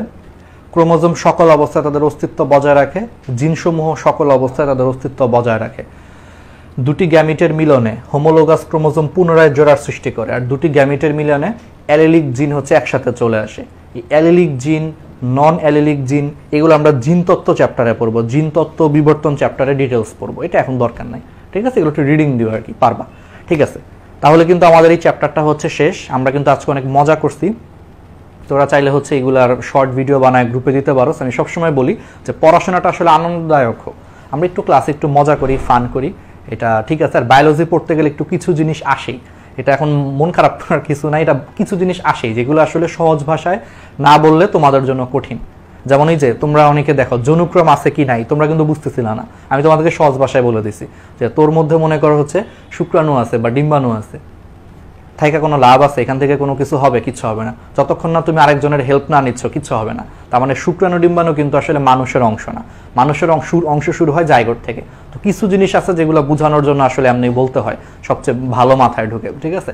আর একটু মনে করো যে মানে মজার জিনিসগুলাই মাথায় বেশি ঢুকে কেন জানি, ঠিক আছে, পড়াশোনার আসল জিনিসের থেকে। তো ঠিক আছে, তাহলে এই জিনিসগুলো হচ্ছে পড়বা, ভালো মতো পড়বা।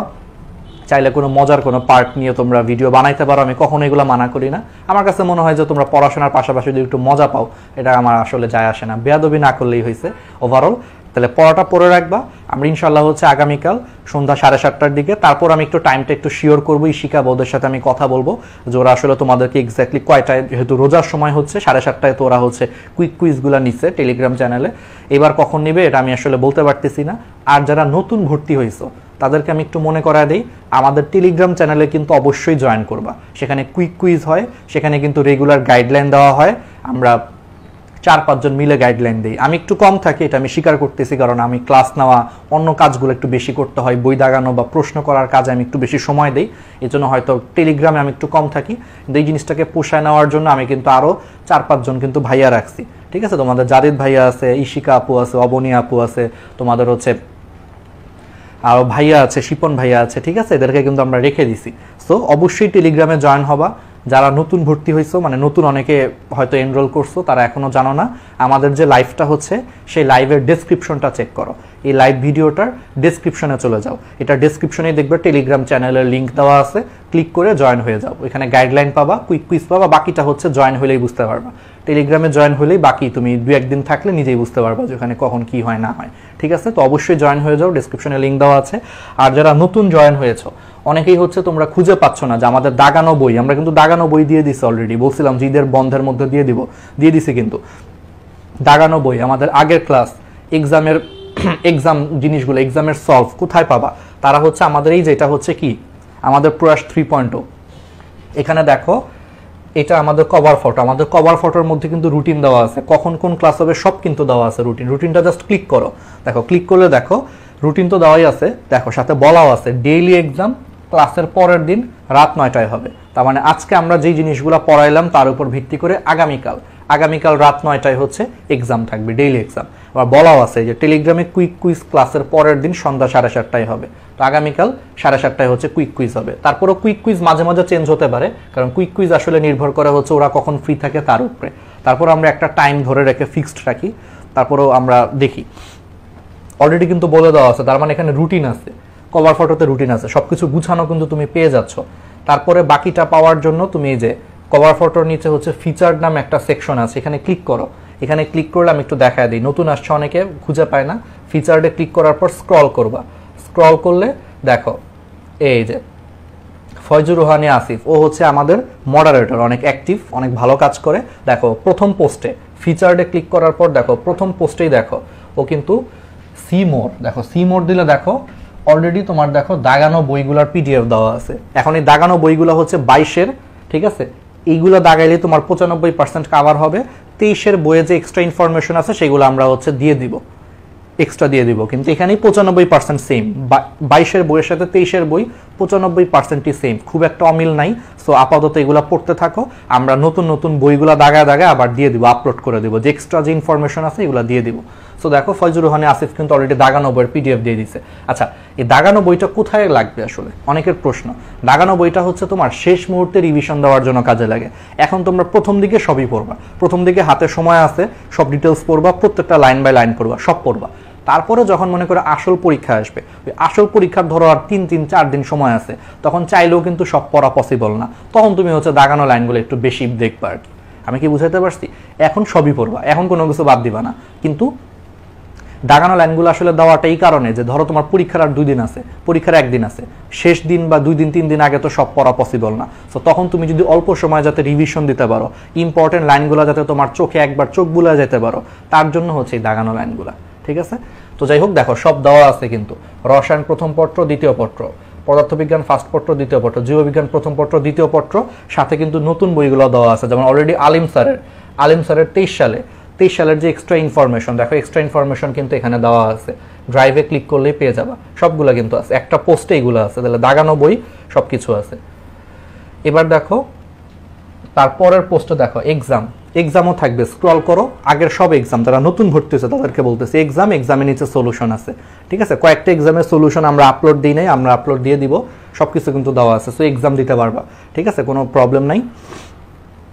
আর বাকিটা হচ্ছে ক্লাসের লিঙ্কও দেওয়া আছে, ঠিক আছে? সব কিছু মানে এই পর্যন্ত যা যা হয়েছে সব কিছু কিন্তু দেওয়া আছে। তার মানে দাগানো বই তোমরা অলরেডি দিয়ে দিছি, এক্সামের সলভ লিঙ্ক দেওয়া আছে, ক্লাসের লিঙ্ক দেওয়া আছে। সো ফিচার্ডে ক্লিক করে হচ্ছে তোমরা স্ক্রল করো, পোস্টগুলো স্ক্রল করো, সামনে যদি আরও কিছু দেই, আরও এক্সট্রা যদি আমরা অনেক কিছু যদি দেই, সেগুলোও মনে করো যে এখানে দিয়ে দিব। তোমাদের এইচএসসির সময় আমরা হচ্ছে এইচএসসি সাজেশনও দিব, ঠিক আছে? তোমাদের যে এইচএসসি আসতেছে, এইচএসসির জন্য হচ্ছে আমরা এইচএসসি সাজেশনও দিব, বায়োলজি আর কেমিস্ট্রিটা আমরা দিব এইচএসসি সাজেশন, সেইগুলোও আমরা হচ্ছে এখানে দিয়ে দিব, ঠিক আছে? যেহেতু এইচএসসিও তোমরা দিবা, 23-এর অনেকেই আছো, তো এই জিনিসগুলো হচ্ছে এখান থেকে তাহলে কালেক্ট করে নিও, ঠিক আছে? ওকে, তাহলে টেলিগ্রামে জয়েন করে ফেলো, আর এই যে ফিচার্ডে যে এই জিনিসগুলো হচ্ছে কালেক্ট করে ফেলো, আর পড়ে রাখো, ইনশাল্লাহ হচ্ছে যাতে ভালো একটা করতে পারো। অনেকেই কিন্তু এক্সাম রেগুলার দিচ্ছ না, সেই জিনিসগুলো আমি এতদিন রোজা ছিল, আসলে অনেক কিছু আমরা চেক করে কিছু বলি নাই, এখন থেকে কিন্তু আমরা এগুলো একটু নোটিস করতেছি, এই জিনিসগুলো আমরা নিয়ে কাজ করতেছি আসলে। হ্যাঁ, কারা কারা এক্সাম দিচ্ছ না তাদের একটা লিস্ট বানাচ্ছি, এগুলো কিন্তু কিছুদিন পর আমি তোমাদেরকে জিজ্ঞেস করবো যে কেন এক্সাম দিচ্ছ না, কেন ফাঁকিবাজি করতেছে, এগুলো নিয়ে কিন্তু আমরা ধরবো আর কি। তো সবাই একটু ভালো মতো পড়ো, ভালো থাকো, ইনশাল্লাহ তোমাদের সবার সাথে আবার দেখা হবে। তাহলে আসসালামু আলাইকুম।